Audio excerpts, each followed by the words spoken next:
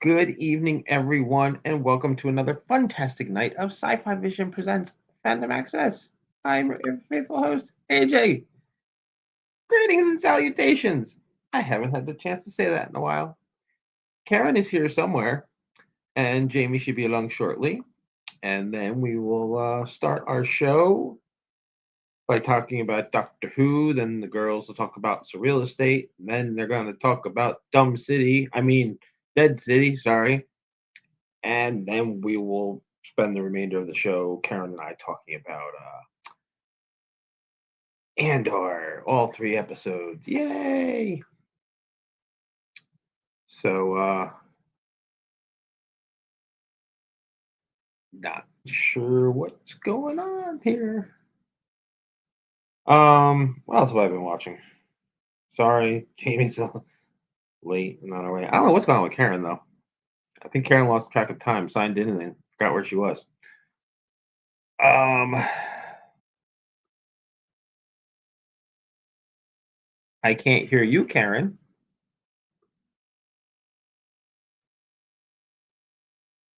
And she's not muted. Maybe Karen should go out and come back in. Sorry, folks, technical difficulties. Upon being, besides being late. So yeah. Anyway, I saw Thunderbolts over the weekend. That was really good. So, Karen. Nope. Is your microphone plugged in? Nope. Now she's on mute. Now she's unmuted. Now she's mimicking me with her avatar. My my volume is 80 where it always is during the show. But if Karen's trying to talk, her little thingy isn't blinking. Well, let's see if Jamie has any luck. Maybe it's just me. Sorry about that. Okay, so it's not just me. Karen's having technical difficulties. You bled them onto Karen. Oh, Make sure your microphone's plugged in, Karen. yeah, it looks like nobody's come in either. That's kind of weird. Okay, we're going though. We are moving. Yes, we are live. Yes. Well, hopefully she'll. Oh, her picture came up now. So anyway, no, I'll be opening the other thing. What's wrong? She can't get her mic to work. That's what I'm thinking. Okay. But I don't know if she's on a laptop or a desktop because laptops usually have a built-in mic. Yeah, I don't know. I don't either. Yeah, I don't know. Well, I guess we can, if you want, we might as well start a little bit while we're waiting, see if she texts. It's weird though that I don't see anybody live. That's why I'm kind of wondering if something's going on with it. It makes me think you might be right. She's gonna restart her computer. Yeah. Well, anyway, if there somebody came now, maybe they're having hopefully better luck than you are. Karen left. They came. Yay, we got it. All right. So thanks everybody for coming. Damn that Karen didn't get to do the things the way I wanted to do it tonight. But go ahead. You what did you think of Doctor Who? Oh, okay. Yeah. I was gonna say I liked it. I mean, I liked last week's Doctor Who better than this week's, but I still liked it a lot. And I was surprised because I did not expect the twist at all with him to be, trying to you know what I mean, trying to trick Ruby. Sorry, that's not a great way to say it, but you know what I mean. And yeah, I didn't expect that. So I liked it. Yeah. Why? What did you think? Sorry, I can't talk to you. All right. The episode itself, I liked. I liked the episode a lot. I feel like it was kind of like a backdoor pilot for the Unit TV show that they want to get off the ground. Yeah, I kind of wondered if that's why they had a whole Unit episode. That's what it kind of felt like. Yeah, overall, the episode itself I thought was really great.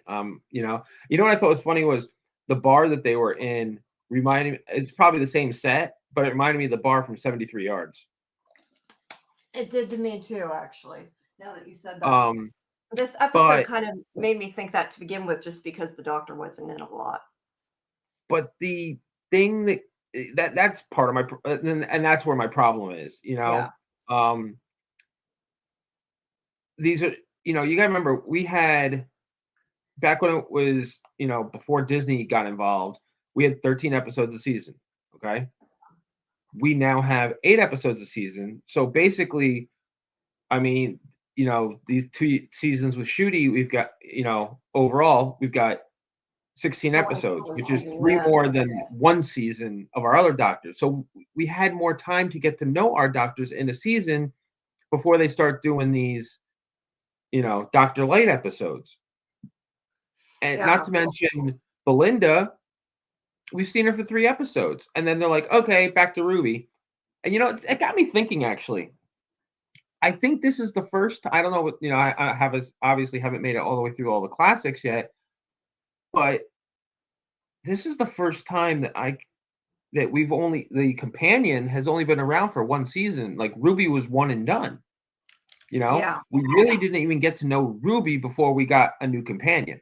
In the past, if they did something like this, Ruby would still be a companion, and then maybe add Belinda, and the two of them. You know what I mean? Like Yeah. at least like that's how the classics are a lot. The classics they start out with the original 3, and then then they're down to 2, and then he's actually by himself for a minute because two finally decide to leave, but he immediately picks up 2 more, and then one of them leaves and another one joins, and you know what I mean? Like there was constantly a revolving door of companions at any given time in the classics.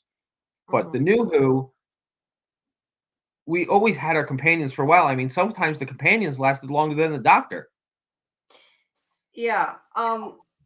I agree with you. I don't like that it didn't have a whole lot of him in it. I think that they could have at the. I mean, look, I understand there's they had a problem with scheduling and that he was filming the final season of his show and everything. I guess, which That I was thought last year, though. That's not this year. that's what I thought, but I had read that I guess he was. I don't know. That's what I read. No, But either way, that was all if last.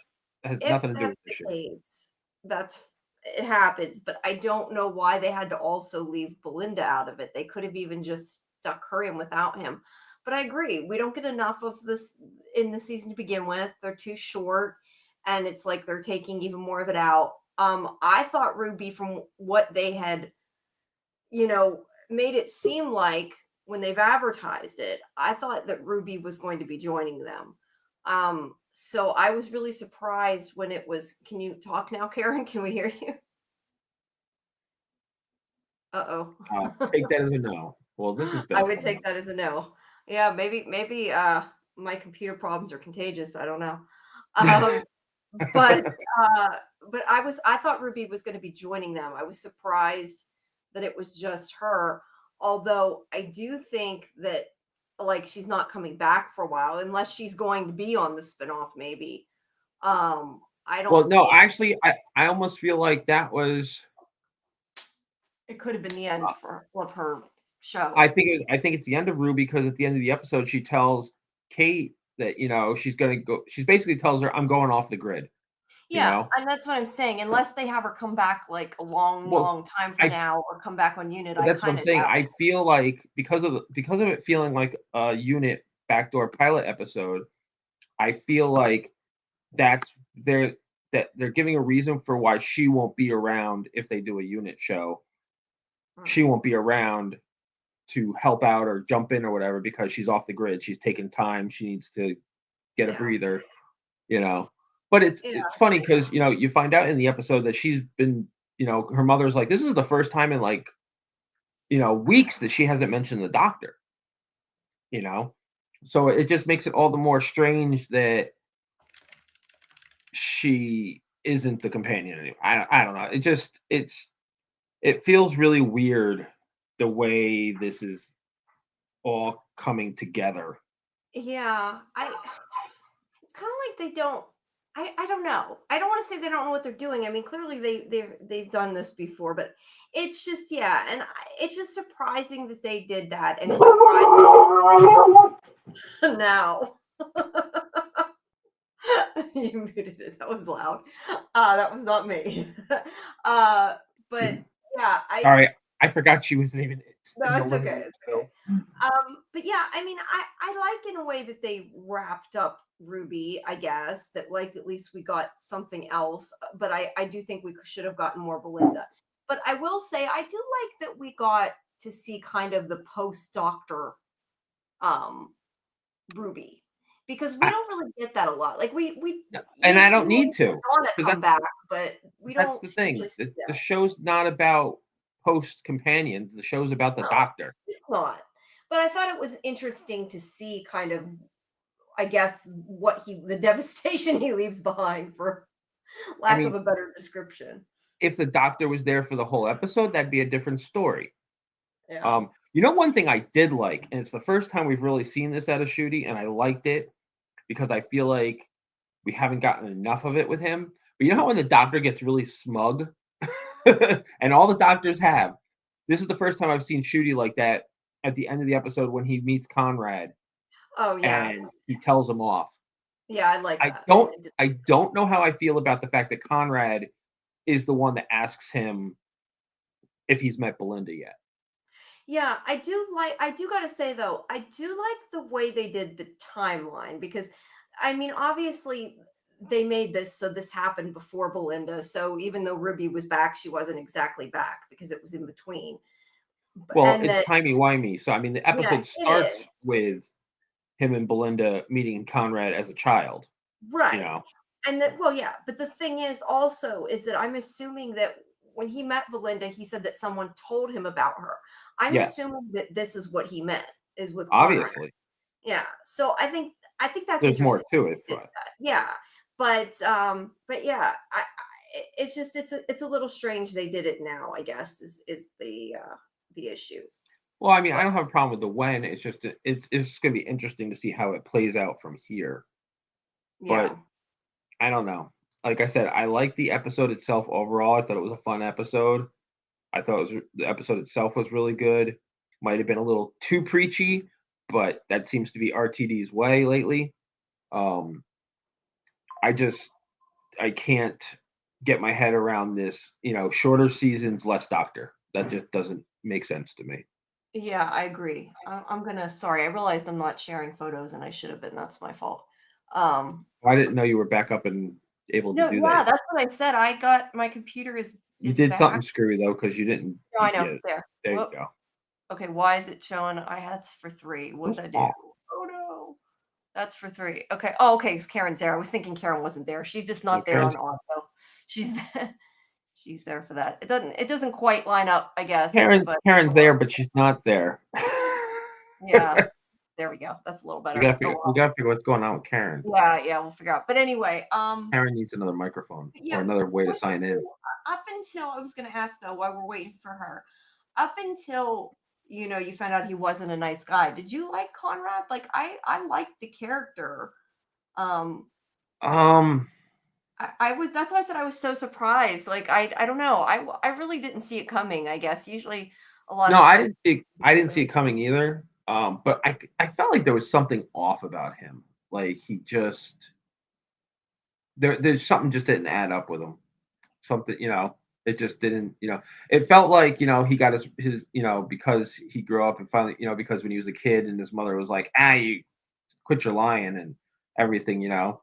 Um, it seemed like he was going to be an ally maybe in some ways, but he just, I don't know, just his interaction with Ruby just felt forced. That's fair. The one thing though, speaking of his interaction with Ruby, reminded me, I want to say, and I don't know if I can find the picture, but there was one thing actually that kind of irritated me with that, is that Ruby was like so upset, and like I understand that she was upset what he did. Don't get me wrong, but like the fact that she was bawling over him the way she was it? Were they supposed to have even been together that long? It didn't seem like it was. And the fact that, I don't know, I just felt like Ruby was more independent than that, and that she was so upset over what he did. It I just seemed kind of out of character to me a little bit. I Something. I felt like it was overwhelming. It was just like after like he basically took her her existence and just made fun of it. Yeah. You know, it was more. It wasn't about him. No, but Um, I don't know. I don't know. I thought that maybe she should have been not I so. think I think she just it was like I said. I think with everything, with her, she's missing the doctor. She finds this guy that she thinks she can talk to about this stuff and connect with, and he turns out to be using her. You know, I mean, it was just the initial shock. I mean, I once guess. once the scenes start happening at unit, I mean, she tased him. Yeah, and I did like how they got him back, but I don't know. I just for whatever reason I just thought maybe she shouldn't have been so emotional. But you're Yeah, right. It was. I like I mean, said, it wasn't it was a him. I didn't combination of think things. it was just It him, wasn't but just about him. It it was was just a combination of everything. Not to mention how she's being hounded on the street every time she goes outside. You know what I mean?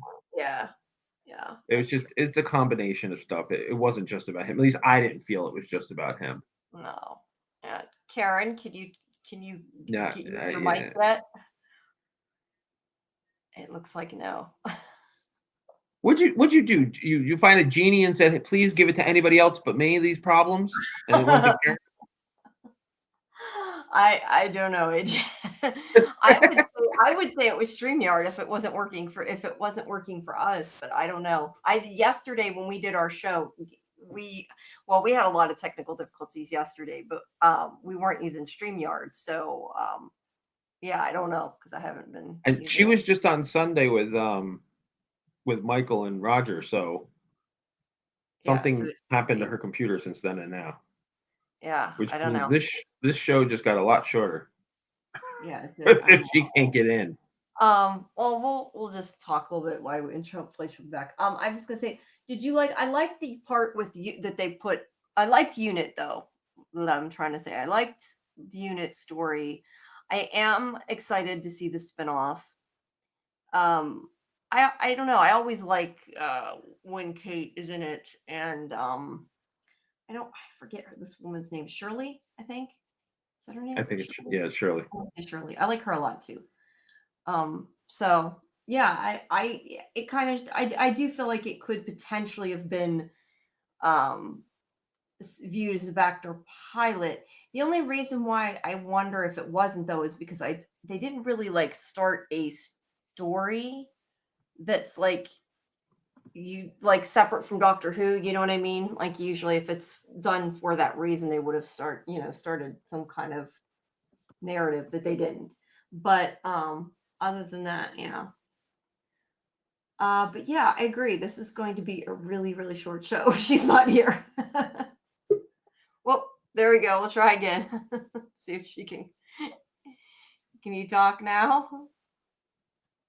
Karen. She said she was on Teams today and it worked. Yeah, I don't know. Um, I'll tell you one thing though, if they do get the unit show off the ground, I think it's going to be really good. I really enjoyed all that interaction and seeing everybody, and it'd be interesting to see if what you call it, Donna's daughter is a part Yeah. of it since she was working at unit back in last season. Yeah, hey Golden Child, sorry. Yeah, had forgotten. Yeah, she might be in it. That's a good point. Hopefully there will be other characters. I mean, I know there won't be like overall, but there might be people here and there popping in. I did want to ask you though, what did you think about the way I like that picture? That's a good shot of the alien. What did you think about the way that Kate acted? Like what she did, that she went so far? Oh, I was totally down with it. I thought that he wants to jeopardize everything. I mean, because she's right. I mean, if the government gets a hold of unit and starts controlling stuff, some of the stuff they have, it only ends badly. So I think Kate did the right thing. I thought she was like, "You want it? This is what you asked for. You don't believe it. You want it. And even after she tases the monster, saves his life, he gets up and he goes, "These special effects are really good." Like I was so glad I that the rewatched that, but I could be wrong. But after I rewatched that scene, I wasn't sure if he was going to continue it on, or if he was just like, well, they've gotten better. Like it was like sarcasm because he No, he was saying he it was going to real. keep going. There was no stopping him until he Yeah, got bit. I wasn't. It was a little weird. They had that scene, but did get bit. And I was going to say too. I guess it looks like it ripped his arm off, maybe, Yes. because that to me looks My like they reattached it on that thing. Yeah, that's yeah. So yeah, I think he. Well, the thing is, the truth is, it was never that he didn't believe it. It was that he, I guess, wanted the attention because I mean, he had seen the doctor since he was a kid, and even if nobody would listen to him, I think he believed it. He just didn't want anybody else to believe it. You know what I mean? Like, I don't think it was so much that he didn't think the aliens were real. He just wanted to be the one that everybody was listening to. At least that's how I took it. Yeah, I took it that he just was so I don't know. He was just all against the government and That too, yeah. claim he was, I mean, maybe that was his motto. I took it though that he just was an idiot. Well, yes, he was definitely an idiot. And then of course we get Miss Flood at the end letting him out, which I Yeah. wonder what that's about. I wonder why she's concerned with this doofus. Yeah, I mean, she's obviously been in every episode now, so Yeah. I'm assuming that that'll be revealed soon, and I hope so. But why she shows up? Well, it'll be revealed in the finale. We're not going to find out till the finale. Well, we hope it's going to be. I mean, who knows? It could be continued. She was in No, last. RTD said it would be revealed in the finale. Oh, okay, yeah, well, that makes sense.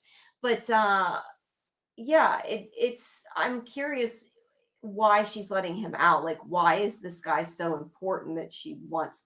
Like, I understand her being in the episode and popping up like she does, but the fact that she came to let him out, we're assuming the way she acted that she was going to. Does he have some other purpose? I don't know. Yeah, I don't know. I mean, maybe it's like a timey-wimey, the chicken and the egg, that it's hit because of him that Belinda came. Who knows? But well, I mean, this might be cheating and reading too much. Well, I mean, two things. Like, really, one thing, during the conversation with the doctor, he tells the doctor, "I don't accept your reality."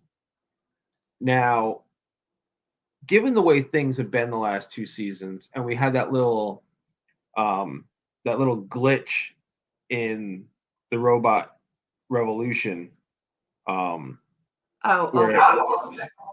Yeah. I'm wondering if this is going to turn. I don't know. I feel like this whole thing, since the giggle, everything's been kind of out of whack. And I'm wondering if it's going to be some kind of alternate reality type thing situation here. Because, and this might be, like I said, this might be cheating. But the finale is called The Reality War. Oh. Yeah, maybe. Why am I echoing? It seems like things have just seemed off. The way they've done, the way things have happened. She definitely seems to be more of potentially, I don't want to say evil because we don't know enough about her, but she doesn't seem like a good character. The fact that she's around. I'm not really sure. I don't know. I'm just saying my opinion. Like, I get the feeling that she's not. Yeah. I think that it's funny because she feels like a narrator. Kind of. Yeah, maybe he's all in some kind of story or something, like he's gotten jumbled up. Yeah, I mean, you think about it, we had the whole meta episode. Yeah. In Lux, but even always meta because she's always breaking the fourth wall. So. Right, and I mean, going back to last season, I mean, we had Susan Twist through showing up everywhere, and now this season we got Miss Flood, and it's like, are they two sides of the same coin? Or is one, Twist was technically bad, so is Miss Flood actually maybe good? It's some things that I've been rattling around in my head. Yeah, I don't know. I just can't figure out what any of it means. Go with it. I mean, in the giggle, Toymaker did say he was gonna. Well, actually, what was his exact words? Because I think he said something about he was going to mess with the Doctor's reality. Hmm. So that could be where this is all going. Yeah, I Which don't know how which I which the feel question about then is, does that mean whatever happens to Reality War that like a lot of the stuff in these last 2 seasons don't even matter type of thing? I really hope that's not the direction not. he's going. Yeah, But I that definitely would hope really that would really piss me off. I don't know. I feel like it's RTV needs to hand the baton off, I think. I don't know. I mean, I've liked the episodes overall. I think that there's been issues, but I like his writing. I've liked better than Chibnall's overall. So I can't say, Yeah. Yeah. there was a lot of problems there. I don't dislike it. I just wish that they I want would be Stephen Moffat more. back. Yeah, bring Stephen Moffat. That's a good idea. Bring Moffat back. But no, I feel like I want more of what feels like Doctor Who. Like we said before, like last Yeah. week, like really felt like Yes. Yeah. Last week classic creepy. And it's not that they can't be silly. I just want to feel like it's Doctor Who. And there's haven't been as many instances, like some certain episodes just haven't. They fell off a little bit. right. Um, I agree. and it's I don't think it's in Shooty's fault. I think that No, it's it's the just right. the way It's they're what doing it. it's what RTD is writing. It's not. Yeah, because I Yeah. do like him. I just think that they need to give him more to do. I do think a longer season would help. I know it's not going to happen, but Yeah, yeah. I don't understand why they shorten the seasons. I think that's Yeah, I ridiculous. don't know if that's a Disney thing or that's because obviously we had I mean we had the Giggle too, but that was short as well. So I don't know. Karen, are you able to talk yet? Hear me now? Yay, we can hear you. Hey, I hooked up my Bluetooth speaker to my computer. Good. I'll see. So it's something with internal with your computer. Then there's some, Yeah. yeah, there's something messing with your. All right, Karen, we've talked through it enough. What is your opinion of this episode? I don't know how much you heard of what we said, but I heard bits and pieces. So I enjoyed this episode. I like Ruby. I like seeing Ruby again. I'm not sure that I think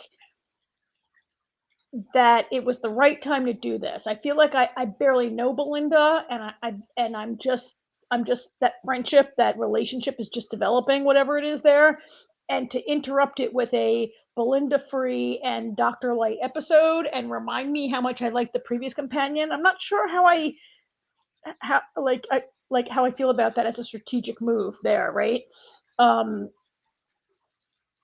But I like Ruby. I like the episode. I Colin. I don't know. I texted you guys today. This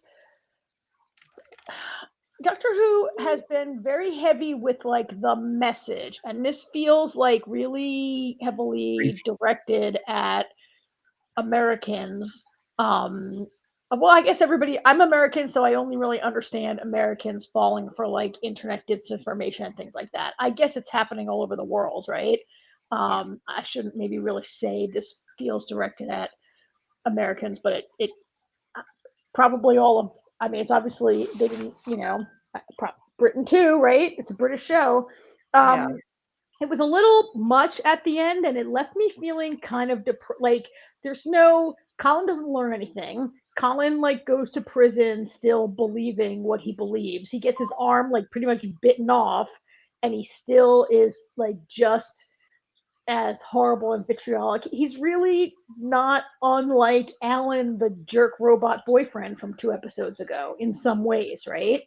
yeah, Yeah, they're I not mean, nice guys. That's for sure. he does like he and there's yeah, it felt like kind of depressing and a lot at the end of it. And the doctor gives him the typical like I'm protecting the earth lecture. I think I might have liked him to stand up a little bit for Ruby more. Ruby has talked about how he's her best friend. I was kind of surprised for her to say he's my best friend. Like, I get why Amy Pond considers the doctor her best friend, right? I'm like, oh, Ruby Sunday, you knew him for like 1 second for 6 episodes. Yeah.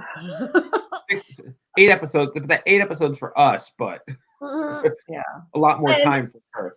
And like she considers him okay. We know the doctor's a bad friend. Like the doctor you don't want to be the companion, you want to stay home. Well, you can't really expect the doctor to come by and visit you and call you all the time. Even Amy, he didn't visit that often, right? Now, Amy used to get pissed off at him when he wouldn't show up for like months. Yeah. Yeah, he wasn't super reliable. Yeah, So, I was calling AJ. Let me ask you really quick, because I don't think you heard this part.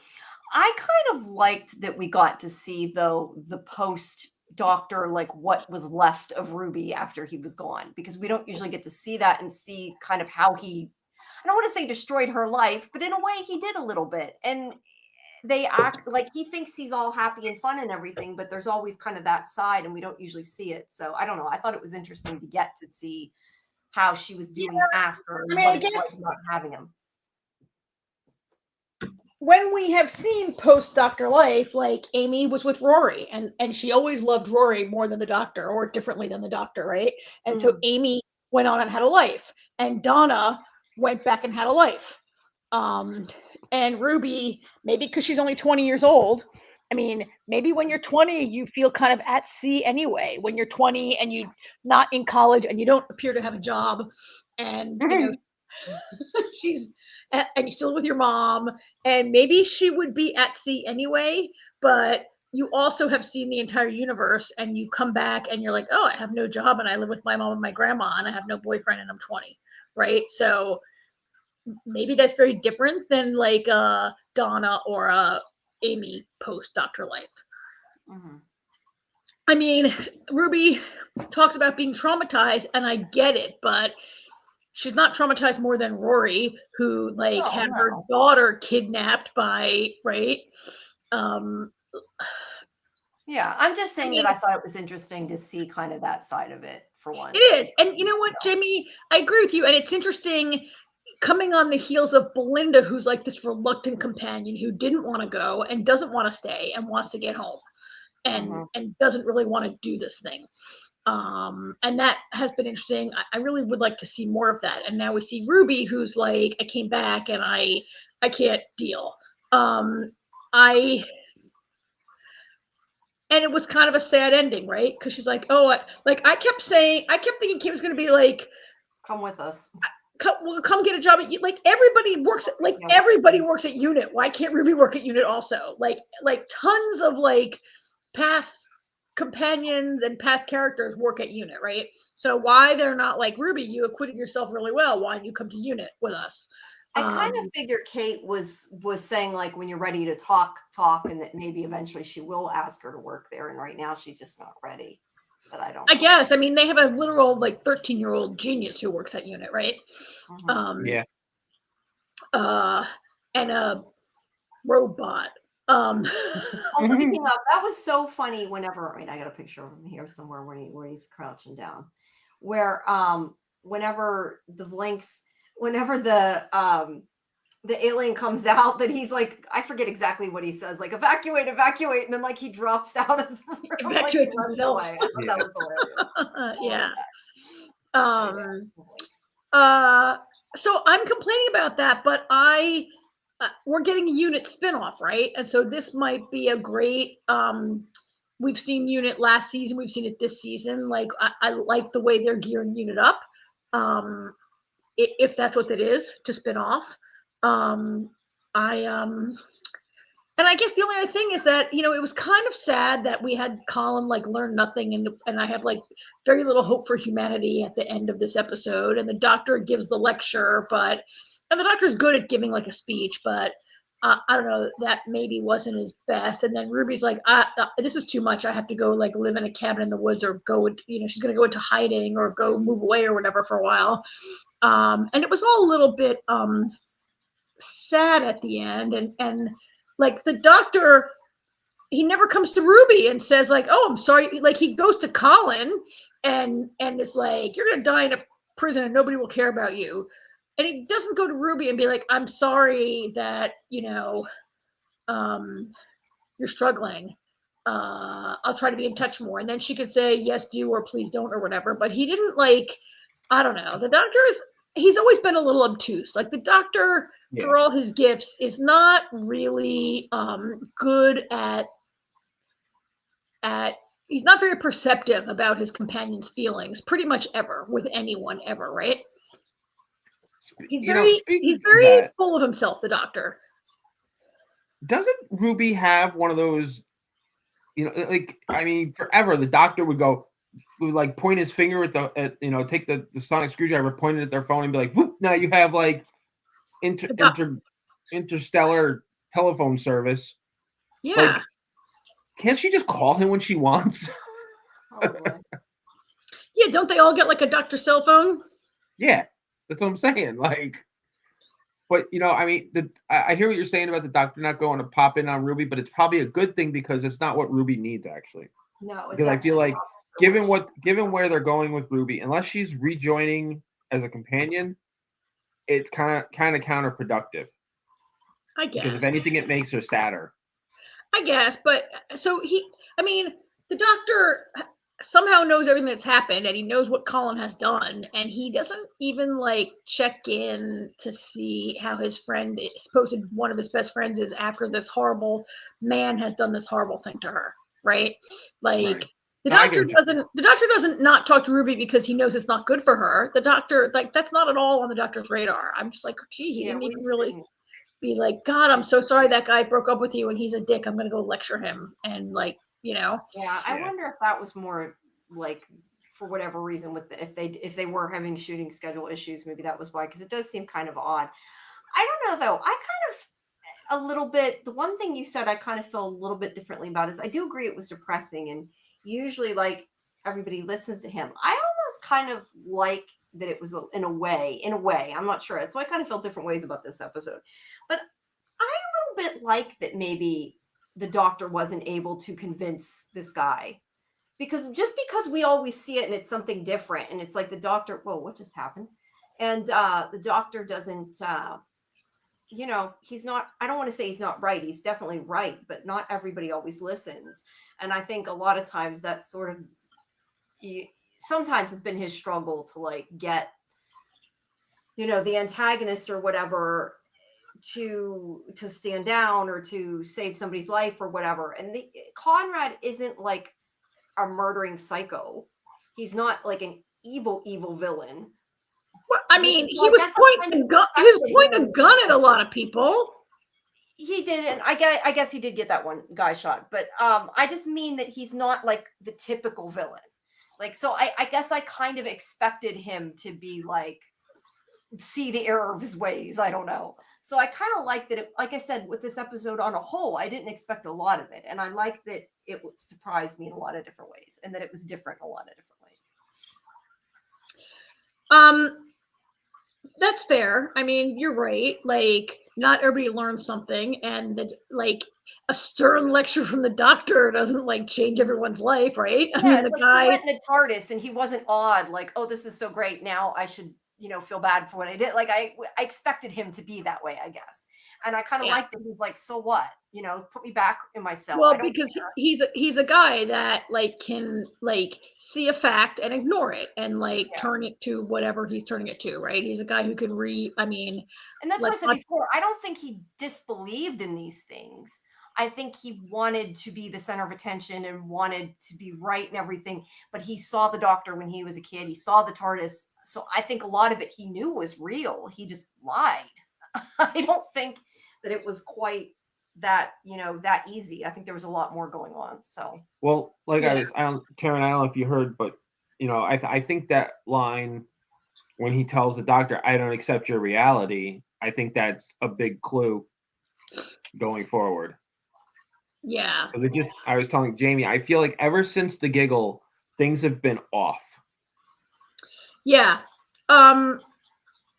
Yeah. And you're right. He said, "I don't accept your reality," which we can read that on a level of like, look, there are people in this world who don't accept reality, right? Like, I'm gonna, I don't want to start a political debate on our channel, but there are people who deny science, or people who deny things people who deny the Holocaust, people who deny whatever, right? And so when we say, "I don't accept your reality," alternate facts, right? We have certain high up officials who believe in alternate facts. And so you can say to that level, but I think, AJ, you're right, in a show that can like literally change reality or have different realities or perception, like, should we take that statement on a deeper level? Yeah. And like I said, this is cheating, but the finale is called The Reality War. Okay. I don't mean to complain too much. I missed. They wouldn't name it like that to spoil people, you know. Yeah. I missed most of your conversation. I did enjoy this episode. I liked the shriek as a creature. Like I like that it was called the shriek, and the sound it makes is kind of like shrieking. Yeah. I liked the whole concept that it like marks its prey, and if it doesn't get you, it's gonna come back in a year and hunt you again. A very like predatorish kind of thing with the green blood. You know and what I whatever. like?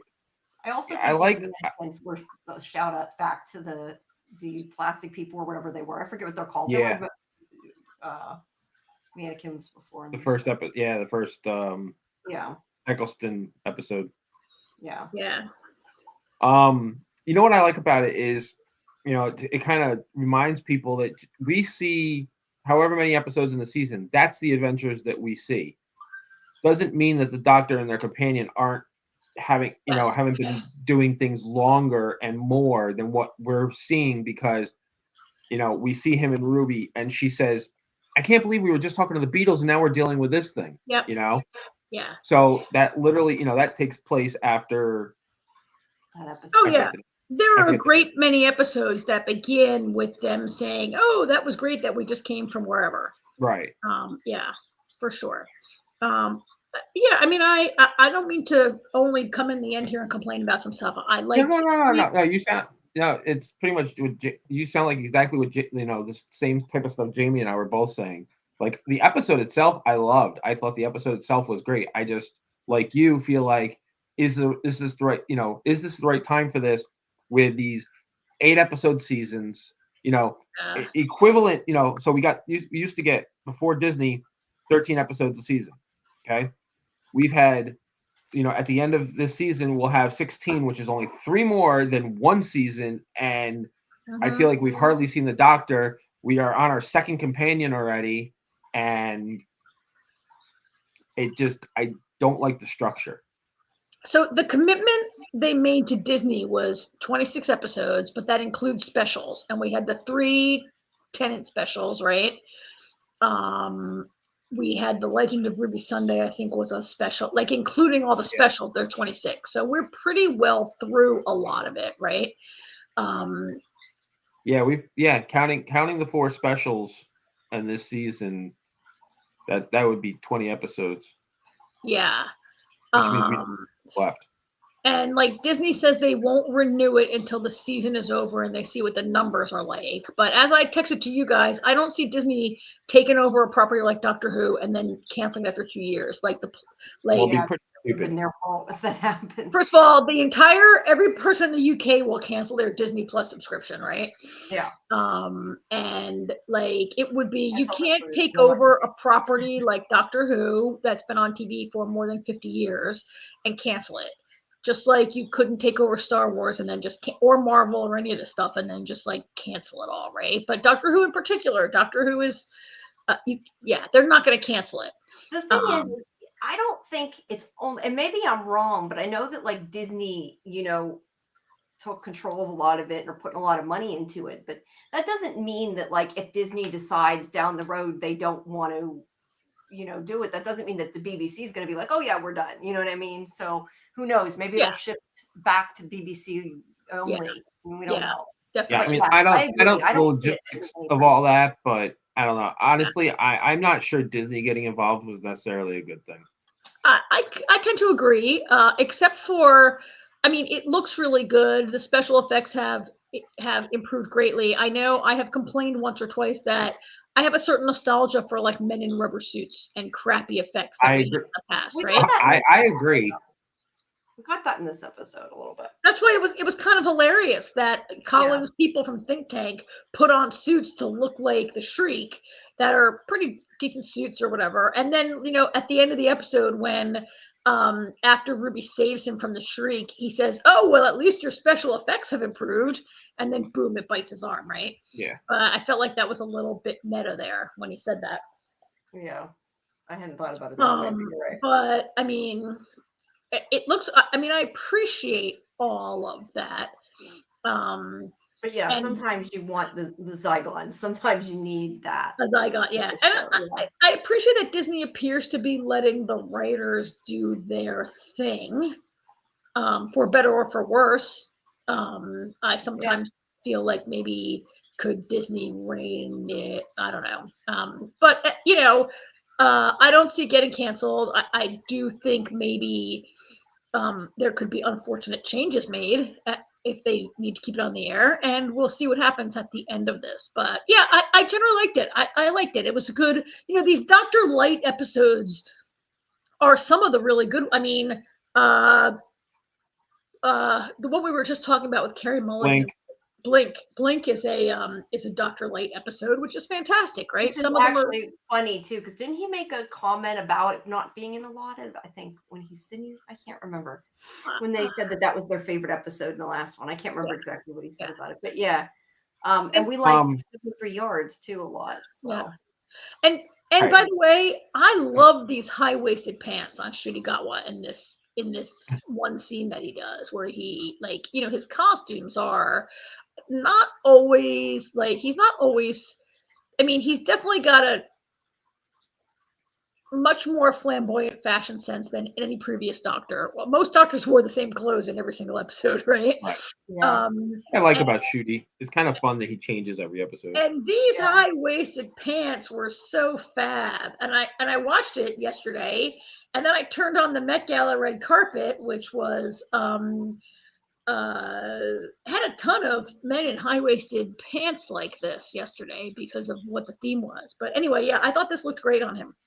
This is not the best shot of it, but I thought it looked really great, and I love that they're. I don't know if the Doctor. A lot of shots of him in this episode. Yeah, so. I don't know if the Doctor always wore the same clothes because BBC couldn't afford more costumes. But I think it was probably just a thing, and they really are having a good time with the wardrobe in this episode in this season. These two seasons. Yeah, there's all the other ones you can't see his pants, so that one's the best one. So. Yeah, that's a good shot of those pants. They look really good. Real quick before we move on to whatever you two watch, I learned something the other day, and Jamie might know this, but I just found out that David Tennant is not his real name. His birth name is David McDonald, and he changed his name when he was 15 years old because there was another actor who already had that name. Wow, that's why most of them no idea who that is. So. Right, that's why most of them do it. Somebody in the guild has that name. Yeah. Yeah. Wow. And he chose Tennant because I forgot. I think it was a. I was gonna say I know they changed it. I don't know what it was. It was. I think it was. I believe it was a jazz singer whose name was Tennant something, and so he's like, that sounds like a good name. And then he's like, David Tennant. He goes, that sounds good, and that's what he went with. Well, all right then. Yeah, it worked. So food trivia. All right. Next week is they go to Lagos, but what's it called? I don't know what the name of the episode was. Oh, they're going to Lagos, Nigeria. I'm saying it wrong. Oh, that's right. I can't wait. I have wanted to go to Lagos for at least 10 years and never got there. I went to the boring part of Nigeria, not the cool part. I'm really excited for this episode to see them go to this incredible city and to see Doctor Who go to Africa, which is not a place, Doctor Who goes to Doctor Who goes all over the universe, and then when he comes to Earth, he only goes to the UK or America usually, right?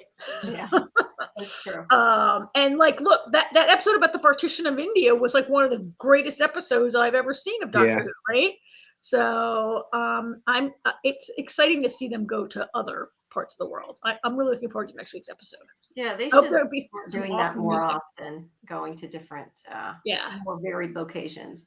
Although some of it may be, if you make a location that's too different, you kind of have to film it there, or people are going to know. Yeah, although they managed to shoot not in Kashmir when they talked about the partition of India and Pakistan, and they, I think they. But it's kind of you can't go to Paris. If you're going to do it in Paris or something like that, you kind of have to a lot of times film there. Not necessarily. I'm Yeah. just Well, I'm pretty sure they didn't go to Lagos, but no, I don't think they did. But I just mean that some yeah. things it's harder to. Some places are harder to recreate believably than others. I guess is what I'm saying. Yeah. I'm looking forward to it. I can't wait to see next week. That's going to be pretty great. Cool. Alrighty. Probably next week I'll be like, that sucked. That was clearly London. All right. What is the next thing that is on our schedule tonight, Jamie? How about SurrealEstate? Okay. The very beginning of the show was very dark, so that's why there's a picture of the house. That was pretty dark. much. You mean dark, like hard to see, right? Dark, like hard to take a screen capture of. It was very, very dark. So we got very few episode. I'm sorry? This was a little weird, this episode. Yeah. Sometimes this show isn't always, ghosts and demons and yeah, I agree. It was a weird storyline. It was, and it was also weird, Jamie, last week's episode with those 3 grown children who inherited, right, that estate or whatever. This week's storyline was similar in that we see the residents of the house going through a lot for the first at least 50% of the episode before the real estate agency gets involved in the paranormal activity. I feel like in season 1, it was always like they have a problem, they call, and the entirety of the episode is like our gang trying to figure it out. And lately, I feel like these storylines go kind of long. I mean, also the werewolf kid, like that went kind of long before Susan, was it Susan or Luke, whoever was like, something weird is at this house, right? Is it me? I hadn't really thought about it that way, but now that you said that, you're right. I just hadn't really thought of it. Yeah, I don't know. We also though are seeing, I feel like sometimes more of their lives outside of the show too, while that's happening, which we don't usually. Like we've seen, Lomax and Susan redoing her house, and we've had the separate storyline of Luke and I forgot his name again. The guy that's trying to Tyler, evil Tyler. Yeah. Tyler, yeah. So as much as you're right, they're kind of having the storyline go on that like with the family first. We are in between seeing other parts of their lives. Like in this one, we get Lomax and getting some backstory on her. Yeah. Which I didn't mind. I mean, I don't know that we necessarily needed it, but I didn't mind it. I feel like we have not had enough Lomax this season. So I was like, Lomax has really been in the background. So I was glad to see her get an A storyline or a B storyline. I just don't know that it had to be like, it could have been her involved in the case more, I guess is what I'm saying. Like it didn't necessarily have to be getting her home life or whatever, but yeah, I agree. We haven't had a whole lot of her and they're trying to make her more of a main character. So it worked. Yes. And I think, Jamie, we have seen Zoe struggle with her new career. We've seen Augie struggle with coming back to the agency. And now this week we see Lomax struggle with, does she want to stay with the agency or take over her parents? In fact, I thought she might leave because I haven't wondered, especially with everybody else being gone. Because we haven't seen that much of her this season, and we have a lot of people now. And I was wondering if she was going to decide to quit, but she decided to stay. So I hope they will give her something to do going forward. Yes, we need to have more of her. So this story, just story-wise, was a little bizarre because they didn't. I guess it was supposed to be that this plant, I don't know if it turned human or I guess it turned human as opposed to projected a human because she was able to touch him.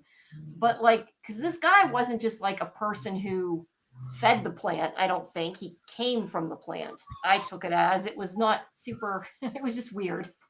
No, I didn't get it either until the end when it appears he maybe is the shepherd who was eaten by the plant 100 years ago. That's and he comes kind of what to I life thought. once a year. He became part of it after he was murdered by the plant. Yeah. It's very bizarre. But it all starts with these little purple flowers, at any rate, that start popping up everywhere and are not a good thing. And because they did say it has like, I thought at first they were meaning like that there was blood in the sample, but no, there's human blood in human DNA within the plant. Yeah. When you look at it. Yeah. And apparently, I don't know, and I didn't read the whole thing, but the sheep eater plant I guess there actually is a sheep eater plant. Oh yeah, Yeah. I was kind of Trichonia surprised. chilensis. Really, you Googled it? Yes, I did. I had Googled it because I was curious. Well, good for you, because when Augie says, or Tag, whatever his name is, says, "Oh, the sheep gets caught up. The plant has little hooks on it, and the sheep gets caught up on it, and it can't get loose." And I was like, "Wait, that's a little purple flower, and a sheep is really big, and you're telling me that it's going to get snagged on prickers and stuck?"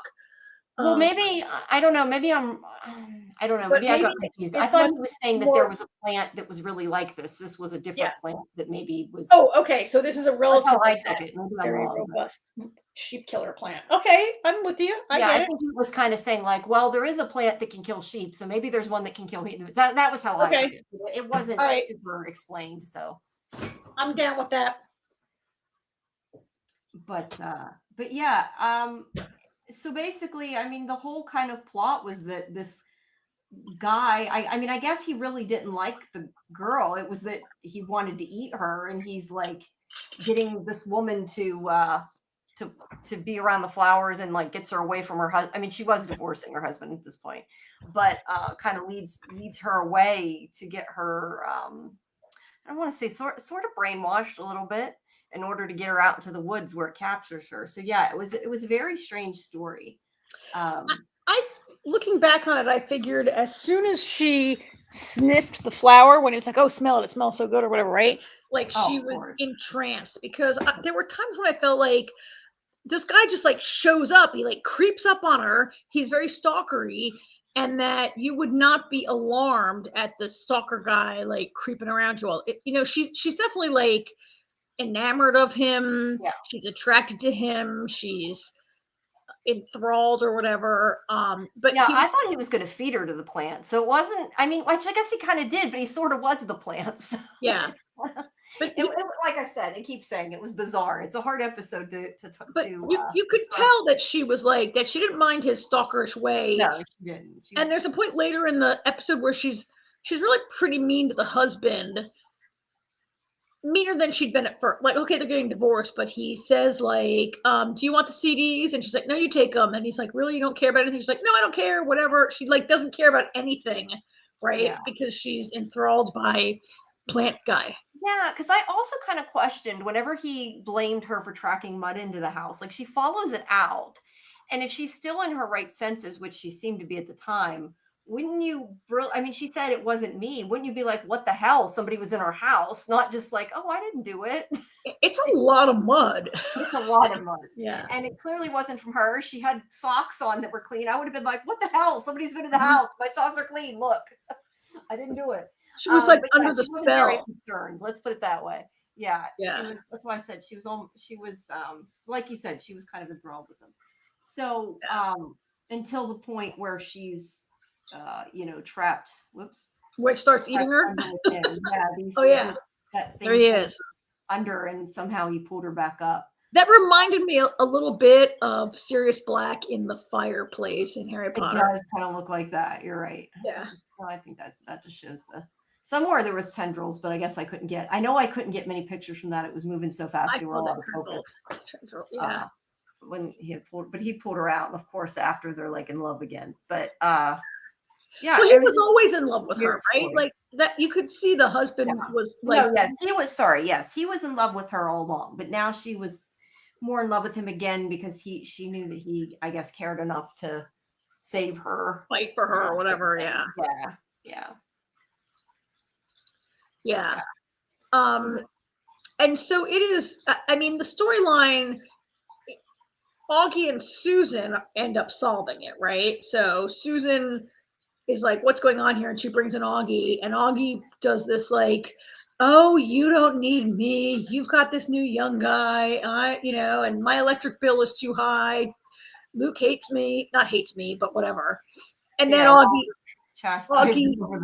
Augie ends up solving it and working with whose video guy's name is it? Tag? I want to say Tag. That's not his name. Tag. Tad or Tag. I want to say Tag too. Now that you said that, his name is I forget his name, but I think it is Tag. That sounds right, but yeah, I don't know. But Oops, I lost the episode. I thought. I forget. His name is I forget his name. But they end up kind of like Morton Tag Guinness. So yes, his nickname is Tag. It is Tag. Yeah. I always remember him because Tag was the name of Rachel's assistant on Friends. That's the one fucking my name. But anyway, yeah, they end up like figuring all that out. It's not the greatest ghost mystery we've had of the season, right? And I actually forgot that Susan has firepower until the very end when she sets the plant on fire. Yeah, I love that. Now I'm remembering suddenly, because I was thinking I like that. I was remembering, I know this is completely off topic, but I'm going to forget again if I said it. There's one thing I wanted to mention about Doctor Who I never did. I love the scene wherever that guy was like to Ruby was like, why are you in charge? And she's like, fine, then go outside and get killed and see what happens. I thought that was funny. Mm-hmm. And I don't know why, but the fire reminded me of that. Because it's kind of like we forget about that. And she's like, yeah, I'll take care of it. There you go. Yeah. Yeah. So you know that this guy who plays Tag, he had a small role on Orphan Black as Allison's like drug dealer. Oh, okay. He sold Allison her drugs and her guns and all that stuff that she. Okay, yeah. So he has a few like recurring appearances, like for a few years there. Yeah. But anyway, I digress. Sorry. No, I didn't realize that. Now that you said that. So we have a couple things going on in this episode. We have the fact that Augie's the only one that seems to recognize something's up with Tyler. Although we don't actually, do we see Tyler in this episode at all? I can't remember. I don't think we saw Tyler. I think they just talk about him. But Luke is, still really trying to sell that house because it's such a big house. So he's kind of bending over backwards for him. And Augie's like, there's something up with that. And Luke of everyone who works at Roman Ireland right now, Augie has been around the longest and knows Luke the longest, right? Yeah. So he's got a gut feeling there. Yes. And to be fair, he's not really pushing it, but Luke doesn't seem to see it. And, I was surprised because I thought after what Tyler did to him at the bar that he was going to remember that something was going on. And he clearly, I guess, was so drunk he didn't remember it, apparently, because he doesn't seem to be worried about Tyler. So we have that storyline. Then we also have the whole thing with, I was trying to find a picture with Lomax. We sort of mentioned this. I'm looking for a picture. I have a picture of them at dinner somewhere. Nope, that's not it. Picture with her parents. They want her to take over their mortuary. Here we go. With her parents that want her to take over their mortuary business.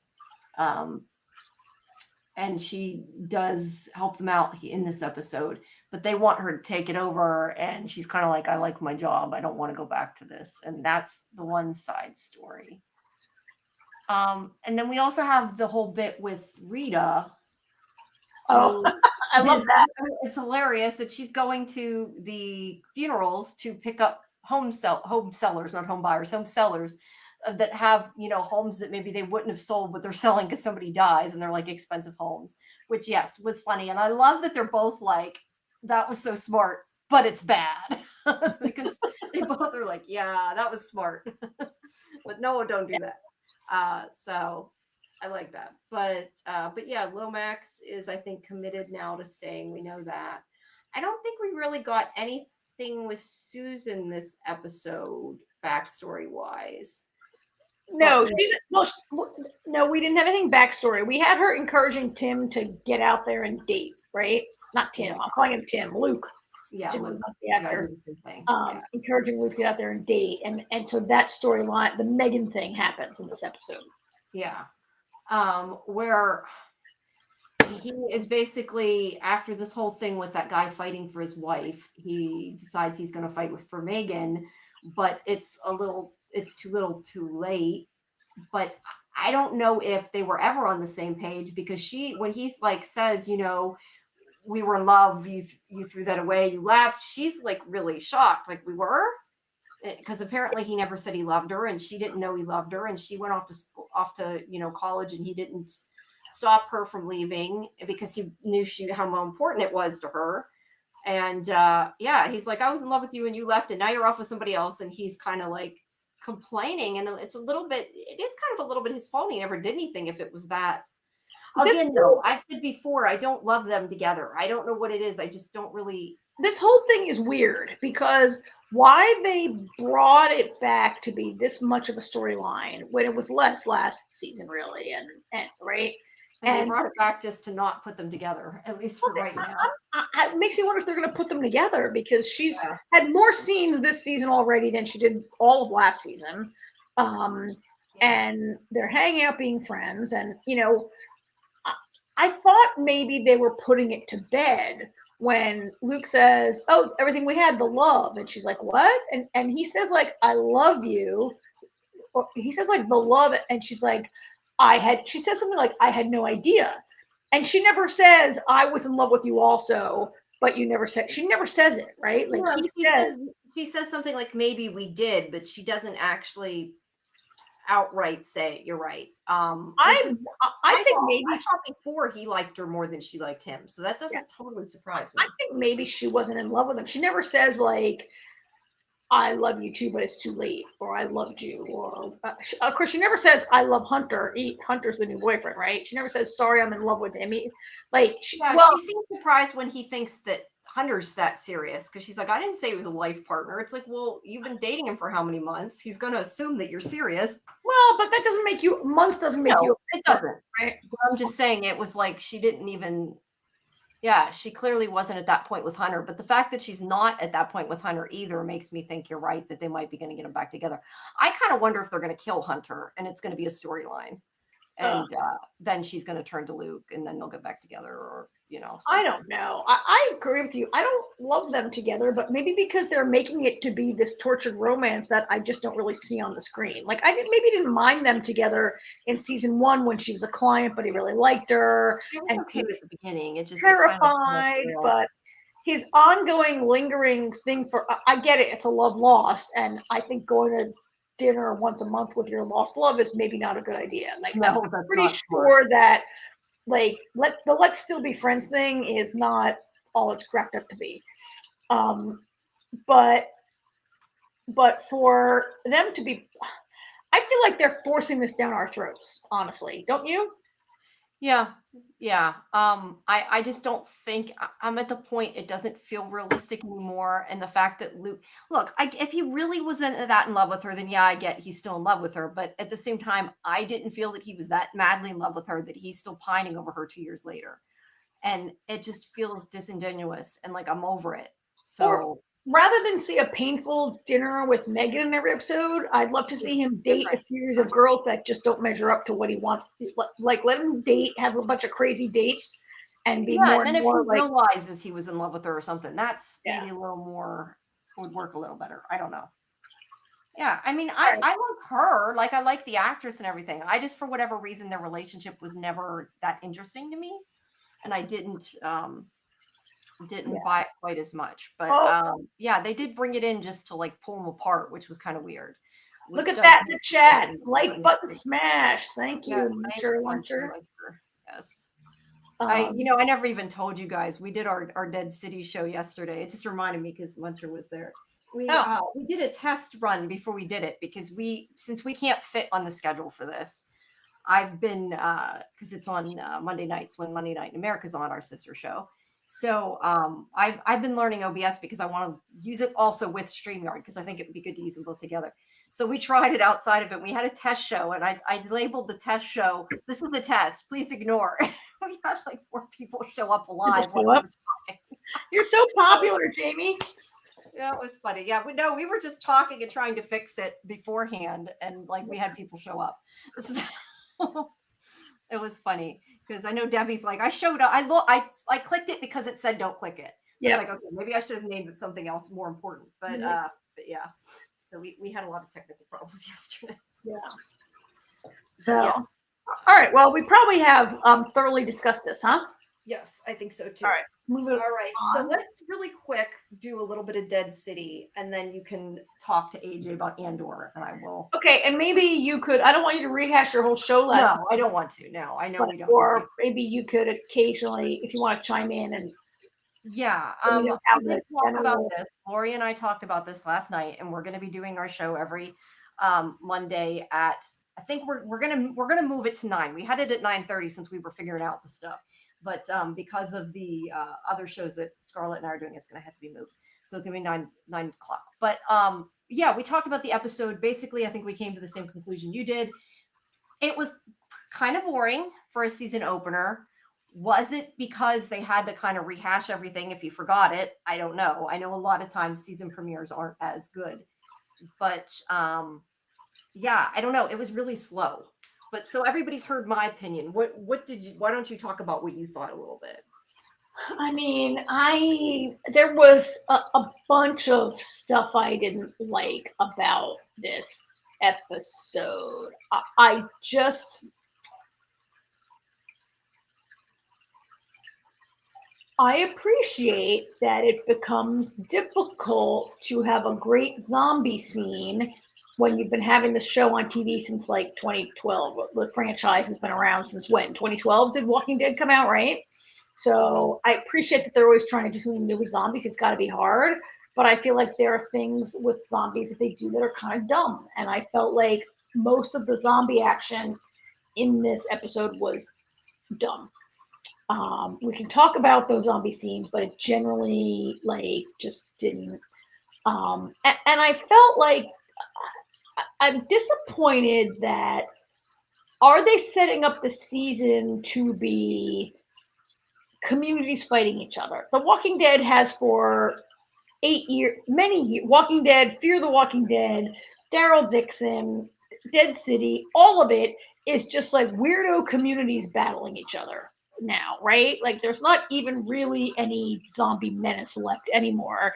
And it's always like the people at Terminus, the people at the Commonwealth, the people in New York. Now there's 3 clans in New York that have to be united. They hate each other. They fight each other. That be united to fight against what are they called in the what are the Civil War looking people? New Babylon. New Babylon, right? Like this is just. I mean, it's actually what I complained about The Last of Us. Am I just going to see like a battle between different communities? Which I think I'm not on that show, but. So I'm a little disappointed that that appears to be what they're setting up, just a battle between these different human communities for what even like for nothing, but yeah, for not, well, but not even really like we're going to restore New York. New York is the home of museums and theater and culture, and we're going to restore it. Like, what are you talking about? So that was disappointing. I feel like.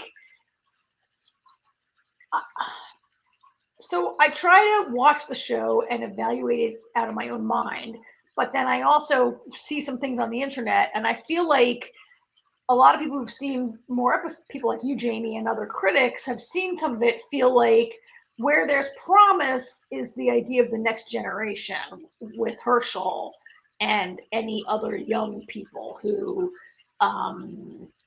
again, with The Last of Us, with Station 11, the idea of like, trying to restore a community that they have no memory of and do they care about, and like why are you fighting for something that you didn't even really lose because you never had it, kind of thing, right? And the potential in the Maggie Herschel relationship and how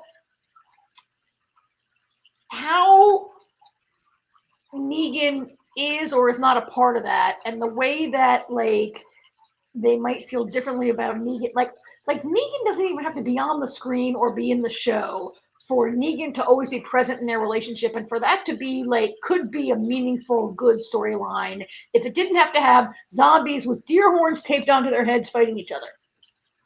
That's fair. I mean, look, The Walking Dead is going to have a lot of zombie fights no matter what, or not zombie fights, but zombie and human usually. And here we actually have zombie against zombie.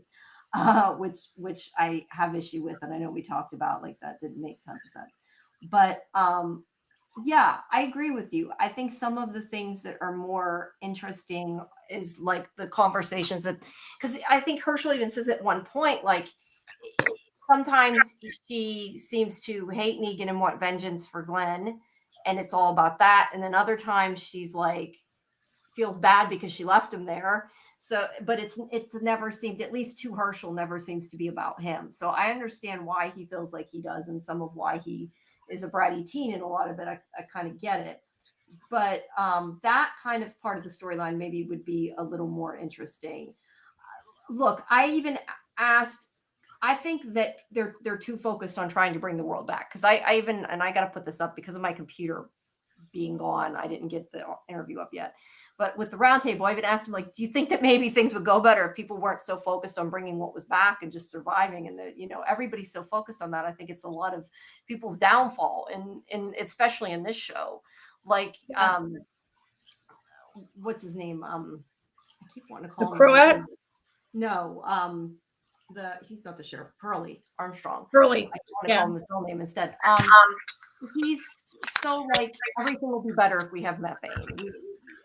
He's like, oh, we have we'll have, medicine and all this. But really, a lot of this is just about, like, we have electricity and therefore we're better off, because the people don't seem to care when they're threatened. But when they find out, oh, we can have power, like, this is a good thing. And I don't know. I think that they're too focused on that in some of it. Like as just in general, that they would do better if they weren't so focused on it. Not for show story wise. I mean, like, as people. Like, that's part of their issue, is that, like you said, they're trying to bring back this world that they can't bring back, and that the generation that's coming after them doesn't even care about. It's funny, Jamie, you're making me think of a show that I really didn't like, but in Earth Abides, like, they have all these millions of kids and grandchildren, and they don't bring back the world. They just have their own little, like, way of, like, living with nature, right? I mean, look, I think, like, the discovery of electricity by and the Industrial Revolution and whatever were great for human society and civilization, and they're not bad things. But I agree with you; they're too focused on that at the expense of other things, including, like, their ridiculous, like, brutal, authoritarian, basically, system of government, right? Where they conscription or death and things like that, right? Like, they're really, the New Babylon government is the worst. Yes. And I don't know why they all dress like they're from the Wild West Marshals and Civil War and shit like that. I don't know where they found those clothes. Like, what, like, I'm sorry, if I go to Tennessee, is that everybody dresses, or would they have normal, like, wouldn't you just find normal clothes everywhere in the world? Like, where are they getting all these Civil War clothes? I don't know, but I was just going to say, speaking of clothes, like, Kim Coates' character is always dressed different, though, and nice. Yeah. And, although they're not part of the group you're talking about, but I mean, at least he lives in New York City, and I think he could find, like, a lot of fat. He's very clean, but he, at least in New York City, he could find maybe these things in certain stores and apartments and houses, and it's the home of 8 million people. There's a lot of clothes there, right? I don't understand why all these marshals are wearing tin stars on their chest and long leather dusters and spurs and cowboy hats and stuff like that. It's a choice. I don't know that it's the right choice, but it's a choice. Well, how is it? I don't even know how it's a choice. Like, where did they find that stuff? At least in Fear the Walking Dead, Coleman Domingo literally got that from a museum, right? He dressed like the Civil War, but it was actually, he was from, like, the Alamo or something, and it was from a museum, right? Yeah, that's true. But whatever. I mean, like, look, I shouldn't pick on the costumes, because really what's important about New Babylon is how, Maggie makes some points in this episode about how they didn't have a choice. We joined New Babylon because you cut off all our trading partners and forced us to join you, and we didn't really want to, right? You learn about a little more about how really bad New Babylon is. Pretty much none of the communities, except for where they get at the end of the original series. Alexandria? No, not well, Alexandria was good for a while, but they got destroyed. But no, help me out. The end of the Commonwealth. The Commonwealth. Well, only after Daryl and, like, his people, like, take it over and kill the government, right? And then it's better, but, like, that's kind of the only place we've seen that really has sustained a good place. Maybe the World Beyond for a little bit, I guess, until it went to shit too. Yeah. But I mean, then again, it's like you talk about, Joel being killed in Last of Us. You have to have drama, and if they're just sitting around all happy, it's going to be a boring show. I'm not saying they have to do a lot of things they have to do. I'm just saying that, they're not going to have a happy community, and it's not going to happen. Things I didn't like in this episode. So I texted you guys. I thought, so we have seen, Jamie, you texted me a while ago and said, like, why are there always like zombie gladiator fights going all the way back to like Rick and the trash, Jadis's trash people in Walking Dead? Like, there have always been people forced to battle zombies in an arena. The governor did it. But first one was the governor, right? But in this episode, it's zombies fighting each other. I kind of question, and this is the big plot hole, and I know you said the same thing. Why are this, like, how are they making them fight each other? What is the, like, I don't know how, unless they put, the only thing I could come to the conclusion of, and I said this the other night, is like maybe they're like putting pieces of human flesh on them or something to make the other one attack them. I don't know. I mean, the zombies are wearing like armor made out of deer horns and stuff, and that one zombie has like special fangs attached to his face so he can kill the other zombie. Like, they've gone to a lot of trouble to outfit these zombies. I don't know why, when there's literally a couple hundred people standing around, why the zombies would go after each other and not try to get all these people, right? Yeah, I agree. That's a big problem with it. And I don't know if they've had so many of these cage fight type things, whether it was with souped up zombies or regular zombies or humans against zombies and now zombies against zombies. I don't know if they think people like it that they keep putting it in. I'm just totally over the zombie fighting. Now, the thing where they made Maggie and Ginny. Oh, that was worse. That was dumber. To me, that was even worse than zombies. Okay, see, I didn't find that as bad. I mean, the fact that they risked their life to do it was bad, but like, I thought it was a decent scene. I didn't. Okay, I mean, it's always nice to see Lauren Cohan knife some zombies in the head. Sure. I just think, the case is made that Maggie's the only person ever to go to New York and make it out alive. She's been there. She has a lot of important information. She's obviously anybody who's alive is a good fighter right now. She's obviously known as a good fighter. She fought her way in and out of New York. She knows the lay of the land, all this stuff, right? Mm-hmm. And then this ridiculous sheriff lady is like, oh, okay, well, is she worth 20 people? She has to fight. Let's put her in a certain death situation and make her fight 20 zombies by herself. Like, I don't even understand how does that make any sense at all? That this incredible. I think she originally was going to make her fight soldiers, and then that other one's like, well, you won't be fighting soldiers when we go out. You'll be fighting walkers, so why not prove it? I think they just assumed she'd die and they'd get rid of her. But why would you want to get rid of her? She's the only person who has the information you need. Why would she be? I mean, I think she'd be almost more like a Eugene situation, someone who can't fight, but you need to keep them alive for their knowledge.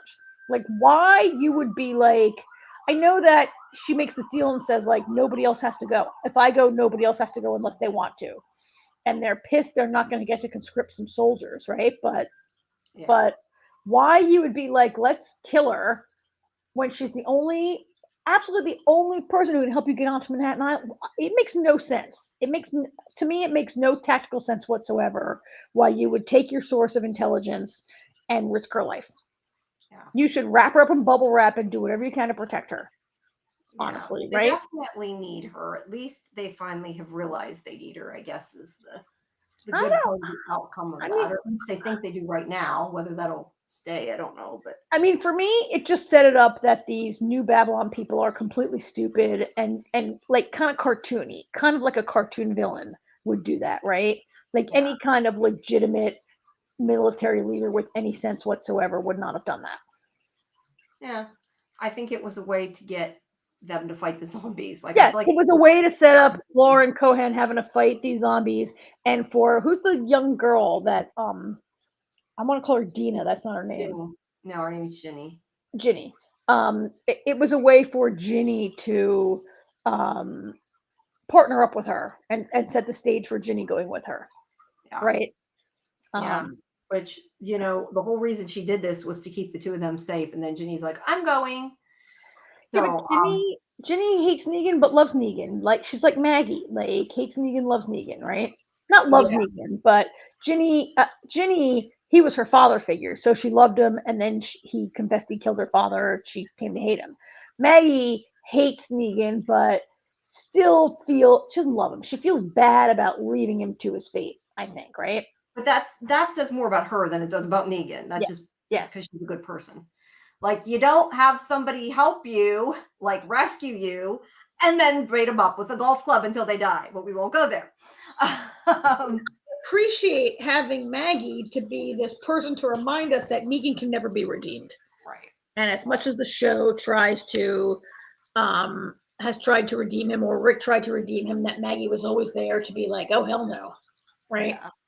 No, yeah. And that's the main thing I want to say. And then we don't want to belabor this. So you guys can move on to Andor. But I told you when I watched this, the main thing that irritated me, well, also the two zombies fighting each other. But aside from that, the one thing that I was worried about here after watching this episode is that clearly the Dama is trying to make Negan become the Negan he used to be. Yeah. Which they spent all this time trying to tell us that he's a good guy and that he doesn't want that. And even if we've had to kind of suspend disbelief that Maggie would somewhat forgive him, if you wanted to watch this show, you kind of had to get over that because they worked together. If they just turn around and make him bad again, that's a problem. Now, I'm not saying they will. We have to wait and see what happens. But that was my only fear, is I was like, I don't want to see that Negan again. And we do get a version of Lucille back in this episode. That's the other thing. I have a picture here somewhere. So it turns out it's not the real Lucille, because I think they destroyed the real Lucille, right? Yeah. The Croat fixed him up a version of Lucille, which, so a lot of this right now is supposed to be Negan kind of play acting, and hopefully it stays that way. But he's got Lucille. I do think it's kind of funny that they put the electricity in it. But I'm also surprised that they did that. It's like a little projectile that shoots out of it, right? I don't know. It shocked him somehow. I thought it wasn't a bullet, but it was like a projectile that hurt him. Maybe. I thought it somehow shocked him. I wasn't sure. But I'm surprised either way that what he didn't kill him. Like, I really thought that he was going to kill him. So the fact that the weapon they put in there isn't deadly, I don't know. I think it's funny. What's the point? Yeah. Apparently that guy's a character going forward, I think. So they've just set it up for him to hate Negan even more. Yeah.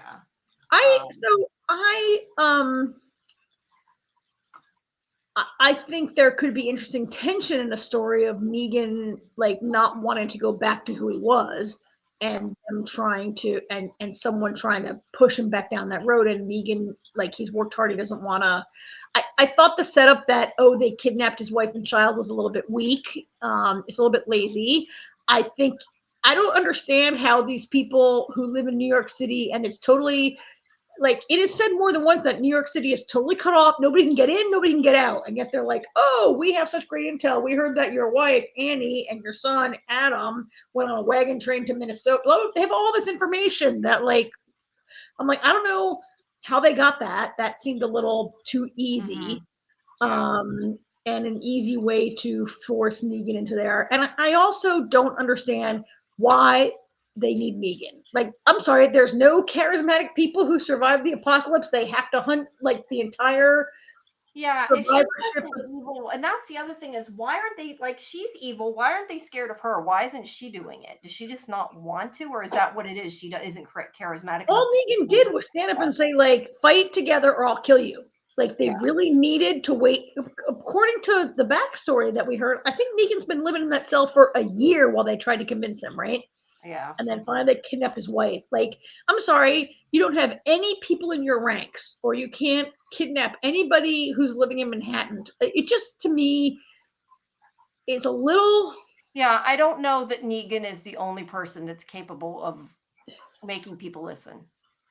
I mean, they could threaten people and torture people. Not that I want to see them torture people, but I'm just saying, like, they could without him. I don't know that it's necessary. Look, and I'm not saying I don't enjoy seeing Jeffrey Dean Morgan chewing up some scenery as Negan. He's great in this role. Yeah. That old-timey Negan is fun to watch, even if I don't really want his character to backslide that way, right? Yeah. It was fun and it was good, but, like, I'm gonna, Jamie, as you say, don't think about it too much. Just watch it. Yeah. And I'm giving them the chance. It does seem like he does not want to become that person. So as long as they don't have him actively, like, torturing people or, baseball batting people and enjoying it, then it might be okay. I just worried that was where it was going, a little bit. So we'll see. So going forward, I know you can't say. I assume that Herschel's going to show up in New York City. I think he has some weird the Dama, right? Like obviously, yeah, it seems like she brainwashed him or something, right? Like they have a bond, definitely right? feels like that, yeah. And Maggie knows something's up, but she doesn't know what it is. I think we have here this picture where she's like, "Why are you drawing this woman?" Yeah. So yeah, I don't know. She has some kind of hold over him or something. And I feel like it's always a child who brings out the best in Negan, right? Like Judith, Ginny, Herschel. Children bring out the best in Negan, and so I feel like maybe Herschel and Ginny would be instrumental in Negan. Like if he has any chance of doing the right thing, they will play a part in it, I think. Yeah, I think that's fair to say. But at any rate, the fight for the methane continues. It's so kind of silly, and yet I guess it makes a little sense, right? I was gonna say, to be fair, people will kill each other for a lot less. So I wonder why other people haven't discovered this methane thing, or why it's kind of smart. I mean, dead zombies are definitely a commodity in this world. I mean, like why you have to go and invade New York to discover the secrets of methane? Like surely there are some smart scientists or some good libraries in New Babylon where they could figure out how to convert dead bodies into methane also, right? Yeah, you would definitely think. Yeah. But anyway, then we wouldn't have a story, so. Yes. Yeah. Very true. All right. Well, you guys talk about Andor. Okay, Andor. Everybody else, I guess I will see everybody else Thursday at 8 for are you gonna sign off, Jamie, or are you gonna stick around? I might hang around, but obviously I haven't seen it, so I don't really have anything to contribute. But yeah, I will. Otherwise, I will see everybody Thursday at 8 for The Last of Us. For the Last of Us discussion, and then at 11 we're going to be doing the last episode finally of Towards Zero. Okay. So, all right. I will let you guys talk. All right. We're going to switch over to our other AJ Andor. This was episodes 4, 5, and 6 of season 2. I hope AJ is awake. I'm here. Hi. So I've been talking all this time. You haven't been talking. How did you feel about this chapter?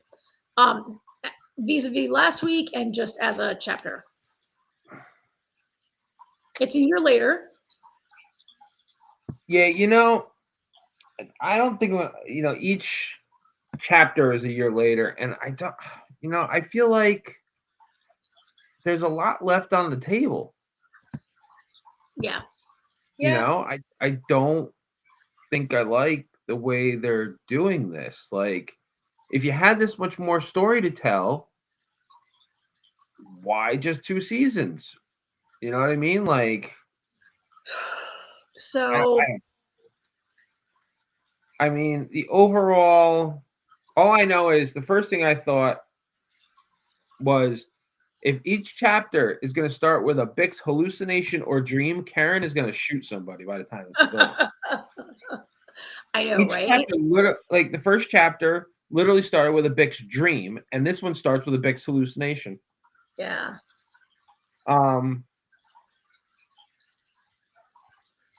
There's, I don't know. I feel like there's so many moving pieces. There's so much going on that to put it together in this way that they've done it, I don't know that it works for me. It's not that I don't like certain aspects. Okay, so I agree with you about the 1 year jump for every chapter is a little with stuff being left on the table that I thought was going to be important is not. For example, I really thought Mon's wedding took up a big chunk of episode 3. Mon's daughter's wedding was a big chunk of episode 3, and it culminates in her childhood best friend who helped her, with her investments.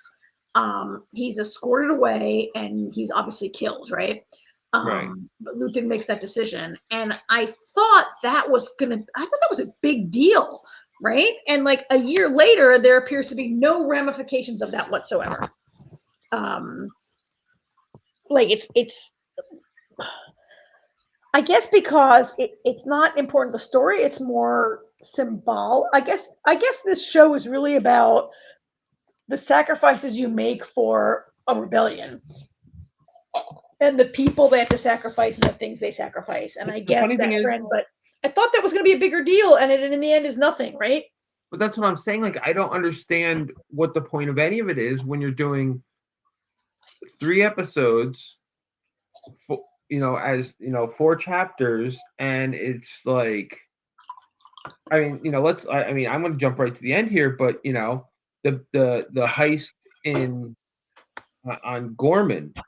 Yeah, I don't have a good shot of that. I mean, that ends badly. You knew as soon as the gun went off, I had a feeling it was either going to be Vel or Sintra. Yeah. Just because the way it was leading, and it was just like, what kind, what, now we're jumping a year ahead. So it's we're not even going to see Vel deal with that, Yeah. We're not going to see Luthen deal with that. You know what I mean? Like, it just. Yeah. I actually, so these 3 actually, I think, worked a little better for me than the previous 3. I do have some problems with it. But I'm starting to feel like, we're not watching a show or a story. I feel like maybe this is a series of vignettes about what it takes to create a rebellion. I mean, I think I've said this many times, I think we were told the wrong thing when I was told this was the story of how Cassian Andor goes from being an apathetic thief to being the guy who sacrifices his own life in Rogue One, and it was a story of his becoming a rebel. That's actually not what the show is, right? The show is how the rebellion was formed and came to be, and what a lot of people did to make the rebellion happen so that Luke Skywalker could fly his X-Wing, right?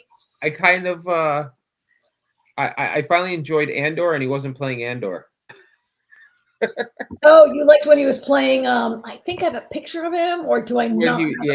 When he got all gussied up and went to Gorman. Love that when he gets Valerian Sky, I think is his alien.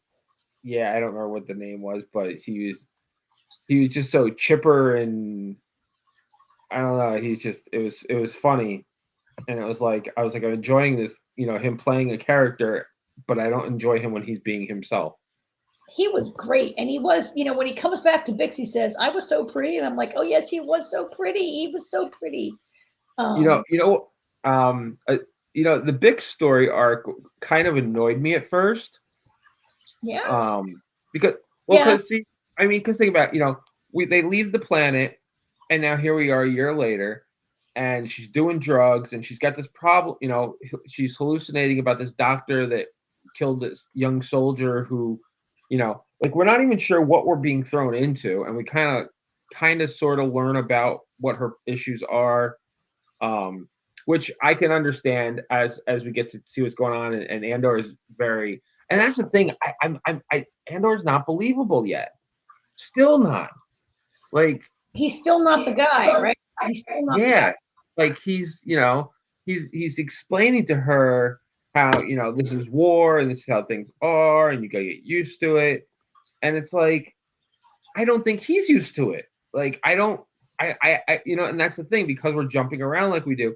I haven't seen the transition for him, and I did like by the end of the 3rd episode, Bix is finally kind of getting it out, being able to kill that doctor. I think Bix is finally back. I didn't at first. I was like, Andor leaves and she's like taking drugs and shit, and I'm like, really? I'm like, because he's not there now, she's got to get high because I don't know if she wasn't already, but I agree. I felt like I just felt like it was not doing character justice. Yeah, I agree with you. What I don't like about Bix is that since season 1, she's, she initially was the contact with Luthen, and she was basically Cassian's fence, right? And she was great, and then she quickly became this damsel in distress who Cassian had to save. He saves her on Phoenix. He saves her on the wheat planet. He saves her, I don't like the way they've broken her down, and he rescues her. And look, Star Wars doesn't do great female characters necessarily always, right? And I'm like, what is the point of making this woman just always be like, let's beat her down more and more, and then Cassian might save her, and then we have a lot of storyline in these 3 episodes where Cassian's like, he's really babying her, and she's like, no, I can do more. I can, give me something to do. I can do more. Stop babying me. Stop protecting me. And he's like, really? Because you're like on drugs and having nightmares every night. And like, I get it. Her trauma. I think she'll never get over that trauma of that torture that creepo doctor did to her. Right? Like, I think the attempted rape is far less traumatic than the psychological torture they inflicted on her. And later Luthen comes to her, and Luthen's like, oh, I was gonna give you a mission, but no, you're too sketched out, you're too weak or whatever. And she's like, stop, I can do it. I was glad they finally so I love that scene, but I have struggled with her character for the same reason, AJ. Like, what are they like? I have felt that she was just put in there for Cassian to rescue her, and I was glad to see that maybe in that final scene things are turning around with her. I don't believe that killing that guy will cure her trauma, right? Killing your torturer doesn't necessarily eliminate all the effects of having been tortured, but it certainly could help. He didn't torture her. He tortured the soldier, and it upset her that he was like just some young kid who didn't need to be tortured. He keeps dreaming about that guy who put the headphones on her. That in season 1 he talks about how we wiped out all the people on this planet, and we recorded they had a special way of communicating, and we recorded it, and their children were dying, and he played the screams of dying children of a certain species. Remember that? It was the screams of the dying children. I just rewatched season 1. When he plays over those headphones in season 1, they had tortured and killed some species that has a particular way of communicating through sound. And it was the screams of their children, but the way they communicate, that sound was not just listening, but going into your emotion and fucking you up big time. And it was an experimental torture that Bix was one of the first people that got it. And that is why she can never shake it. It is one of the most horrible tortures they've come up with. Gotcha. And that I did not remember that from season 1. All I got from any of it was what they've showed us in season 2. I mean, they tortured that other guy also, Will's father. They also tortured the same way. But that is why she keeps dreaming of this doctor, because the torture was so horrifying in a way that, I mean, I guess if somebody played for us screaming babies, right, it would be horrible. And it's even worse because it's Star Warsy. So that's why her trauma is so intense, and why she dreams about that guy, and why when I don't have a picture of Dedra's boss, so I'll just put Dedra here. When he tells Lonnie, oh, we're going to expand the torture program, and you're going to help this guy expand the torture program or whatever, why that is so horrifying and terrible that they're going to do that, right? And why Luthen has to bring an end to it, and he chooses. I mean, so can we go fast forward to the end of the? Do you mind? Can we fast forward? Oh, go ahead. discussion. So at the very end, where this happened, where Bix gets the guy and she puts those headphones on him and straps it on his head and like takes him off, she's gonna force him to go through what she went through with that horrible torture, right? And then she and Cassian end up blowing up the place and whatever. Like this is so. How do you think, I want to ask you how you think this all came to be, how they got this information. A lot of people have interpreted it as Cassian helped Bix do this to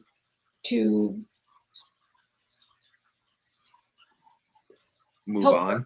To help her move on, yeah. Yeah. Yeah, I mean, that's how I kind of saw it. I think that, but Luthen has to be behind this, right? Oh, yeah, Luthen's definitely involved in it. I think a lot of people online miss Luthen. Like, Lonnie gets the information, and Lonnie clearly must come to Luthen. And then Luthen says, hey, Cass and Bix, can you do this thing for me, right? Yeah. I mean, I think it, we don't see Luthen, but I think it's one of the few things that Luthen might have done out of kindness or to be nice. Like, Luthen is cold and, right? Luthen is one cold dude. And Luthen is pragmatic. Yeah, he is. And in these 3 episodes, we see his conflict with Cassian, right? Like, he's like, oh, don't think like a soldier, think like a leader. Remember that whole argument they have? Yeah. But I think there's nobody that Luthen won't hang out to dry and allow to be killed if he thinks it could benefit the rebellion, right? He's like, absolutely. At least they'll be martyred. And I think Andor is more like, oh my God, can you like maybe save people's lives if you have a chance? Like these people are, just because they're willing to give their lives for the rebellion doesn't mean they have to. Yeah, exactly. Right? So a bunch of other stuff happened. Are there parts that you liked more out of these or hated more out of these 3 episodes?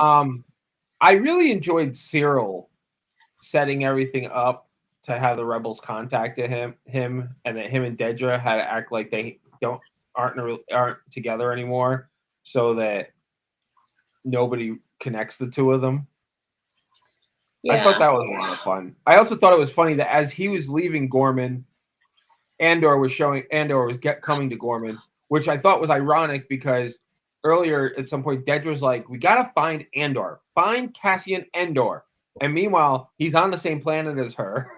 And then these 2 pass in the airport.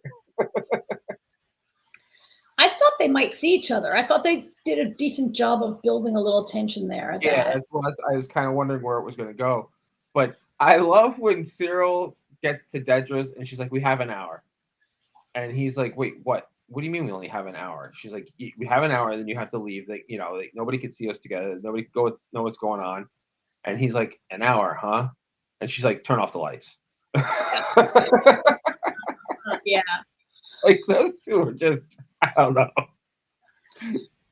Yeah, and I also loved later in the episode when their boss, who I don't have a picture of it, and his name is what have I just done? His name is Dedra's boss, that guy who. Yeah, I know who you mean. And Cyril's been working hard to. Turns out that Cyril is leaking information to the rebels. I mean, I kind of you and I both love the political part the most, right? And I love this complicated story on Gorman where Dedra and Cyril are working together to sort of create a rebellion that will always do the wrong thing, will make the wrong decision, is what she says, right? Right. Because they want to take over this planet. And there's been a big campaign of disinformation, making these really kind of advanced and a great planet sound like a bunch of like, they obviously want to eventually turn them into terrorists to justify a crackdown to take over the planet, right? Right. And so they're spreading all this information, and they want the rebellion to like do something so they can like crack down and whatever. And I love, so backstory there, but I love when the boss says, "Good work, Cyril." And when he leaves, Cyril says to Dedra, "If I say this is the greatest day of my life, will it ruin everything else?" Yeah. Which I love, because the only way I buy these two together is ambition. They're both very ambitious. Yeah. And right? The difference is that she's ambitious and competent, and Cyril's ambitious and kind of hapless. He's only successful, I think, on Gorman because Dedra's masterminding it all. Yeah. And you know what I love about it is, I love that Lonnie, of all people, figured out that Dedra is running Gorman. Oh yeah.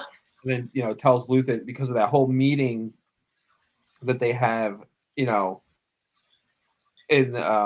when they're like, "Why are we having so much problems here? What's going on?" And they're like, we can't control. It's too much work. We can't keep up. Oh my God, I love that. When he's like, "We're arresting too many people. We can't interrogate all of them." Yeah. Yeah. I did love how that echoed also later when Luthen says to what's Luthen's when he says to Clea, "We have too much going on. I can't handle it all." And she's like, "Too bad." I thought it was a little bit similar, but when we're arresting too many people, we can't interrogate them all. There's too much information. We need to focus. And then all those other guys. I remember what the point that you mentioned is when those guys are like, "Oh, thank you for saying that." Like Lonnie was the guy. Everybody else is thinking it, and Lonnie's the guy who said it in the meeting, right? Yeah. Yeah. And then he comes right to Luthen.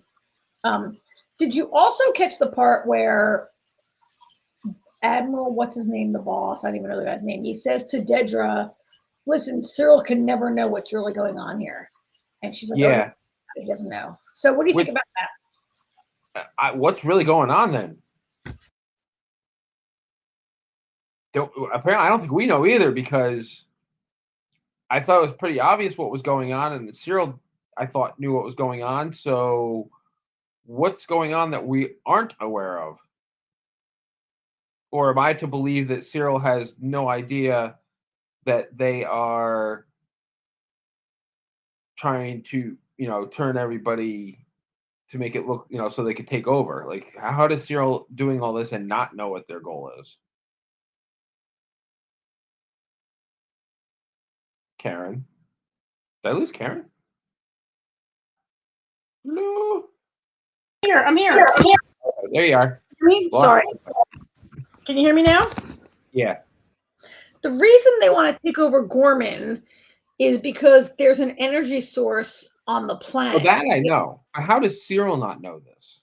Oh, because I don't think he knows that, but he might know that. But that is the energy source that will power the Death Star, right?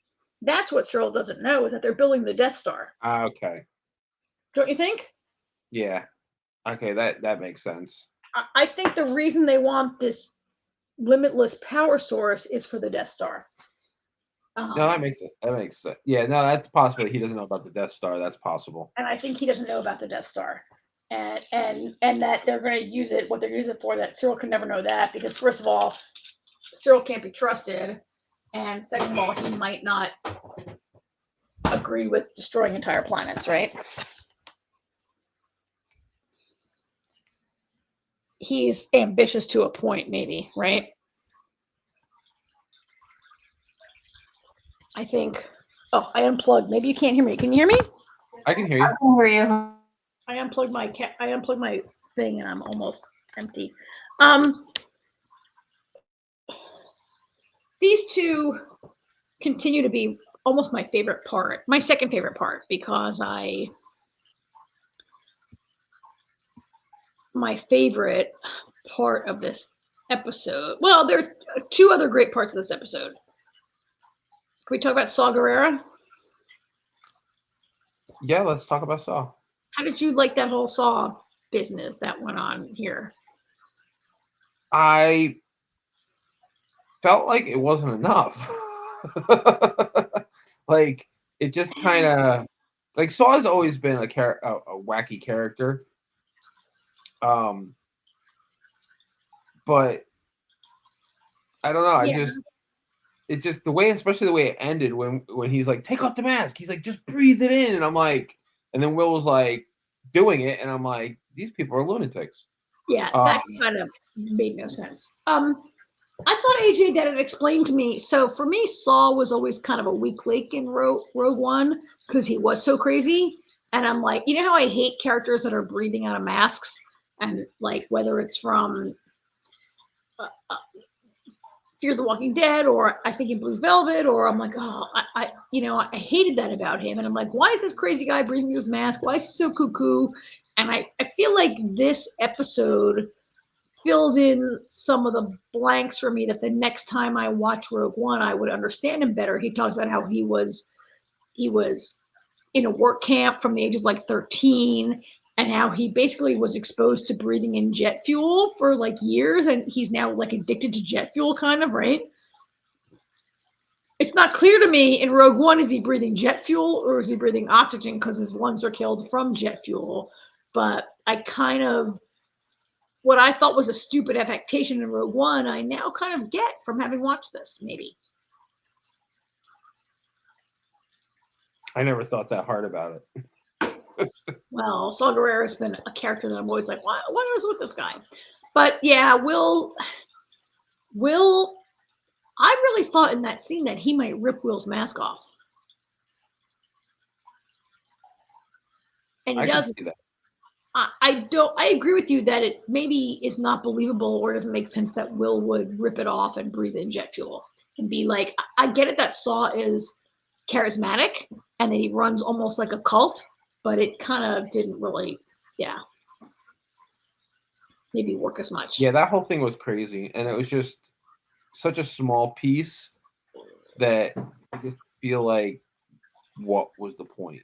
Because now we're going to jump a year later, I mean, we spent very little time with them. It was basically Will teaching them how to use the weapon, and then they shot the blonde guy because he was a traitor. I felt a little bit of the point was people might wonder where Will was, but this is not a show that cares about people who wonder where other people go a year later, but we might wonder where Will was. A better part was our friend Clea and Mon and what happened to them in kind of the last scene, right? The last episode, rather. Clea was fun. I loved watching her try and remove the bug from the. Oh yeah. From the Braille thing. I loved also seeing her be, while in the shop she works as Luthen's assistant, it actually is not clear to me. They seem to be equals in terms of like running the rebellion, right? And she stands up to him very clearly, and he's like, "What? There's a bug in there?" And she's like, "Hello, you signed off on it." And he's like, "You made me." And he's like, "I didn't make you." She's like, "I didn't," right? Like, yeah. But yeah, he's like, "I told you we didn't need a bug in that." He's like, what kind of information have we ever gotten from him? And she's like, "You agreed at the time."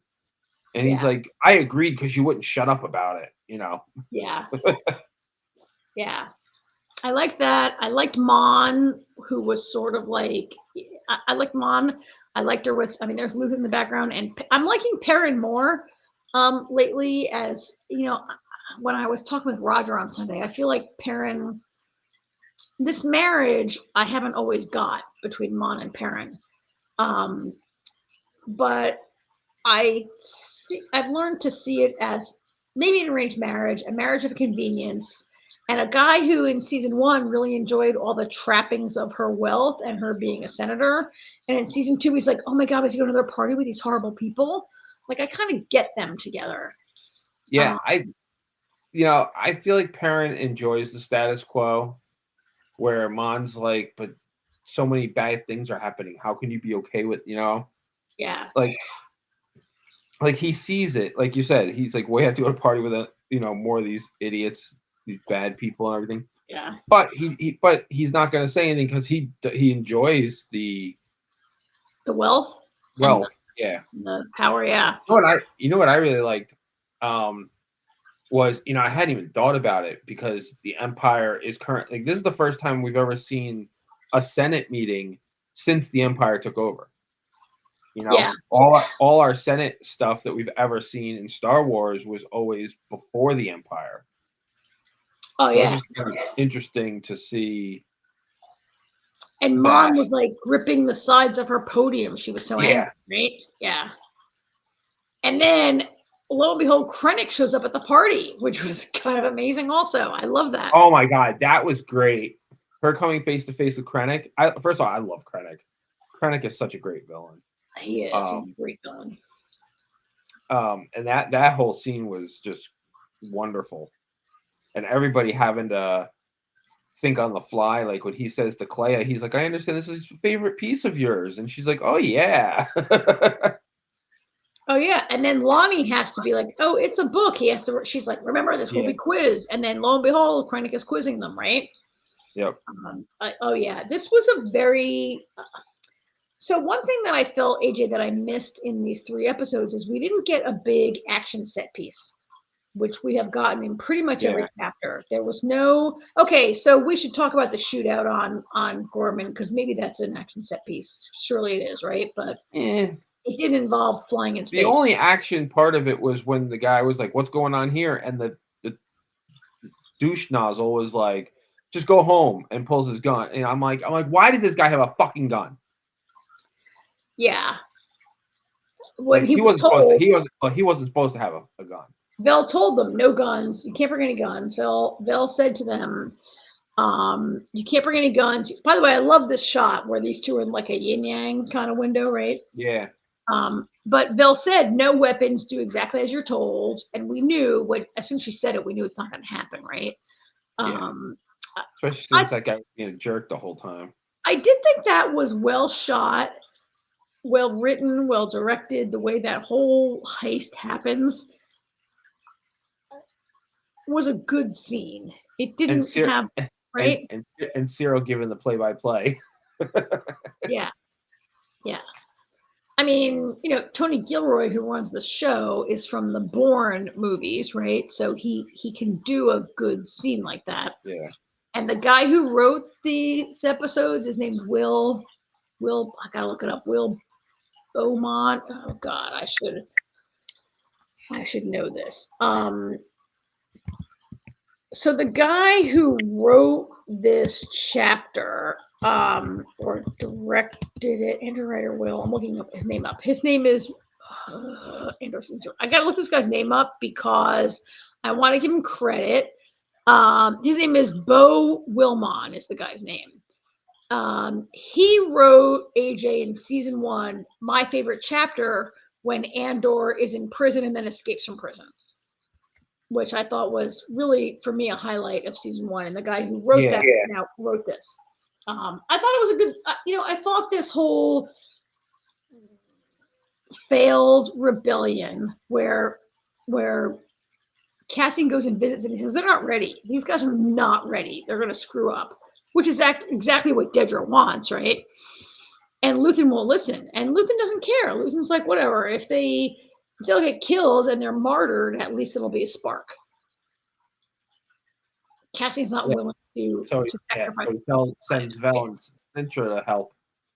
And, if that guy hadn't brought a gun, it would have gone off without a hitch. And I think Luthen is willing to sacrifice lives, but he never thought it might be Cinta, right? Like, not that we saw him grieve Cinta. Cinta, of anyone, is a soldier who's willing to give her life. And that's the problem. We're not going to see him grieve her. We're not going to see anything. Obviously, we know Vel's going to grieve her, but we're not going to see anybody else because guess what? It's a year later next time we see any of these people. Yeah, it's going to be a whole year. And next year, and next week's arc will be, are we 5 or 3 years BBY? 2. Next week is 2. This week was 2, so next week is 1 BBY, right? Well, no, I would have to see. I don't. No, this is 3. This week was 3, I think. This was 3. Yes, I'm saying. Yeah, that's what I meant. Next week's going to be 2, and then it'll be 1, and then. And so we're getting very close. Which I want to ask you a question, AJ. You know Star Wars better than I do. So I was talking on Roger's recap show on Sunday. I guess sat in with those guys, and he has some people. Roger knows Star Wars better than I do. Michael does. He's got a guest host, Tyler Herb, who's a real Star Wars guy. So I don't see Mon. We're now 3 years out. I don't see Mon yet becoming that person who's going to be the leader of the Rebel Alliance pretty soon. And Tyler said, if you watch Star Wars Legends, is that the name of the show? Rebels?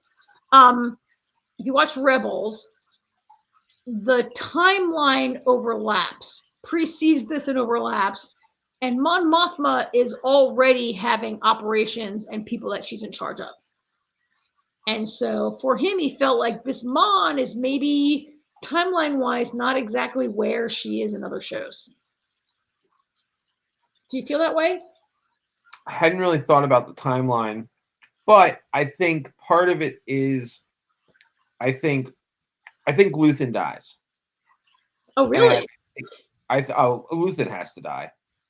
Well, yeah, because pretty much everyone has to die because they're not in the movies going forward. Yeah, no. Some of them can just be off wherever and not directly involved. But Luthen, I feel, has to die because I think Luthen dying is what is going to catapult Mon to be like, ooh, oh shit, I've got to take charge. I like it. I think that's because right now she doesn't have to be what we know her to be because Luthen is, Yeah. So I think that's what I think he's gonna die and she's gonna step up. I think that's when we'll see the change in her. Speaking of her, I love the way we don't get a lot of her in the first 2 episodes, but I love that montage of her going around asking people, why are all these peaceful nations all of a sudden suddenly up in crime rates? And they're like, and what about Gorman? What is going on in Gorman? Oh yeah. And everybody's like, And Gorman was always like peaceful, prosperous, wealthy, sophisticated, right? Yeah. Yeah, and they're like, oh, what are those crime rates? Because the crime rates are fake, right? Because the crime rates are right. Yeah, it's all confabulated. So let me ask you this now. Yeah. This irritates me to no end, especially if it's the only time we see him in all this. What'd you think of Benjamin Bratt taking the place of Jimmy Smits playing Bail Organa? Oh, I don't have a picture of that, so let's just go to this one. It didn't bother me. I was like, oh, Bail Organa makes a little pass through here. Oh, it's Benjamin Bratt. I learned later that apparently Jimmy Smits had a previous engagement scheduling conflict and he couldn't do it. But here's my question. Yeah. If we don't see Bail Organa in the next 6 episodes again, okay, what is the point of even having him there for that? Well, exactly. If you can't get Jimmy Smits, why even do it? Like, do you have to do it? Yeah. Right. Exactly. What does Bail bring to the table? Yeah. I mean, I think look, getting Benjamin Bratt to sit in for Jimmy Smits is kind of interesting and hilarious. And I like Benjamin Bratt. It's fine. And I recognized him. I don't really care that they substituted him. I know there are people in the Star Wars fandom who are probably outraged that they substituted someone. I'd rather see Benjamin Bratt. I'm not happy about it. I mean, they recast Jane Erso, and I don't even understand how that's gonna work if everything is a year later. Like, I don't understand. Here's the thing: would you rather Benjamin Bratt, or would you rather some weirdo AI kind of fucked up thing on our screen? I'd rather they pay Benjamin Bratt than don't pay anyone to do AI. I'd rather not see him at all. Maybe, right? You're saying don't do it at all. I can't. Yeah, exactly. What does Bail Organa bring to the table that is so important for him to be in it? If it was just that one scene right there, cut it. You're right, AJ. There's nothing. But we don't know what's going to happen in the next 6 episodes. Right? I mean, he might play a bigger role in the next 6 episodes, and then maybe it'll warrant having to have Bail there. But we'll see. But I agree with you. If he's never seen again, what was the point? If it's fan service, it's not adequate fan service, right? It's not even fan service because it's not Jimmy Smits. Yeah. It didn't bother me that much, but I'm not a hardcore Star Wars person. I gotta say though, as recastings go, getting Benjamin Bratt to play, to take over for Jimmy Smits is a pretty smart move. If I was going to be mean, I'd call him poor man's Jimmy Smits, right? But it was a fun thing, but I appreciate that. Yeah, if it has no point, then why do it? Why have a cameo of a cameo, right? Like, why do that? Yeah. So. It was so obvious, yeah. All right. So we have 2 more chapters to go. How are you liking this 3-hour chapter? I hate it. Did you feel like, I felt like these 3 felt more like 3 episodes and less like a chopped out movie. Like, I felt, I'm not even looking at it like that, but I just hate having to watch 3 episodes of Andor in a week. I know, because it's 3 hours, right? It's a lot. I mean, I'll say this: the first 3 chapters probably could have been done in 2 hours. Yeah. I mean, there was a lot that happened in these 3, and I think that's part of the problem. That's a lot going on. And like why they wanted to drop these 3-hour chapters for 4 weeks. That's a lot for people to digest. It is. It's like watching more than a movie every week. Yeah. Yeah, and I mean, I'm sure there's people that I've got a friend at work that he's only on episode 2. You know what I mean? Like, you can, yeah. I don't understand what the point, because a lot of people aren't going to watch them in these 3-hour chunks. They're going to stream. So why not just release them? Yeah. Weekly. Like, does Disney have something? Yeah. I mean, is it holding up something? Does Disney want to get this rushed out so it can put something else on? Yeah, who knows? Didn't have enough room or something? I don't know. All right. Well, we'll be back with it next week, though. Yeah, we will. Yeah. All right. I think that wraps up our show for tonight, right? Yes, it does. All right. Good bad start. Good overlay, and now you can see my. There you go, Jamie. There's your thing. My Lightroom. There, I'll get rid of it. Yeah. There we go. Well, yeah. I was also taking care of my dog, so sort of half of thing, but that doesn't sound like I necessarily want to catch up anyway. So. Well, yeah, not your jam. This show is not your jam, so it is definitely not. Yeah. But all right. If you did hang around, thank you, and we'll be back, like I said, Thursday at 8 for our last of Hey DJ. But yeah, we'll be back Thursday night for the Last of Us discussion, and at 11 for Towards Zero.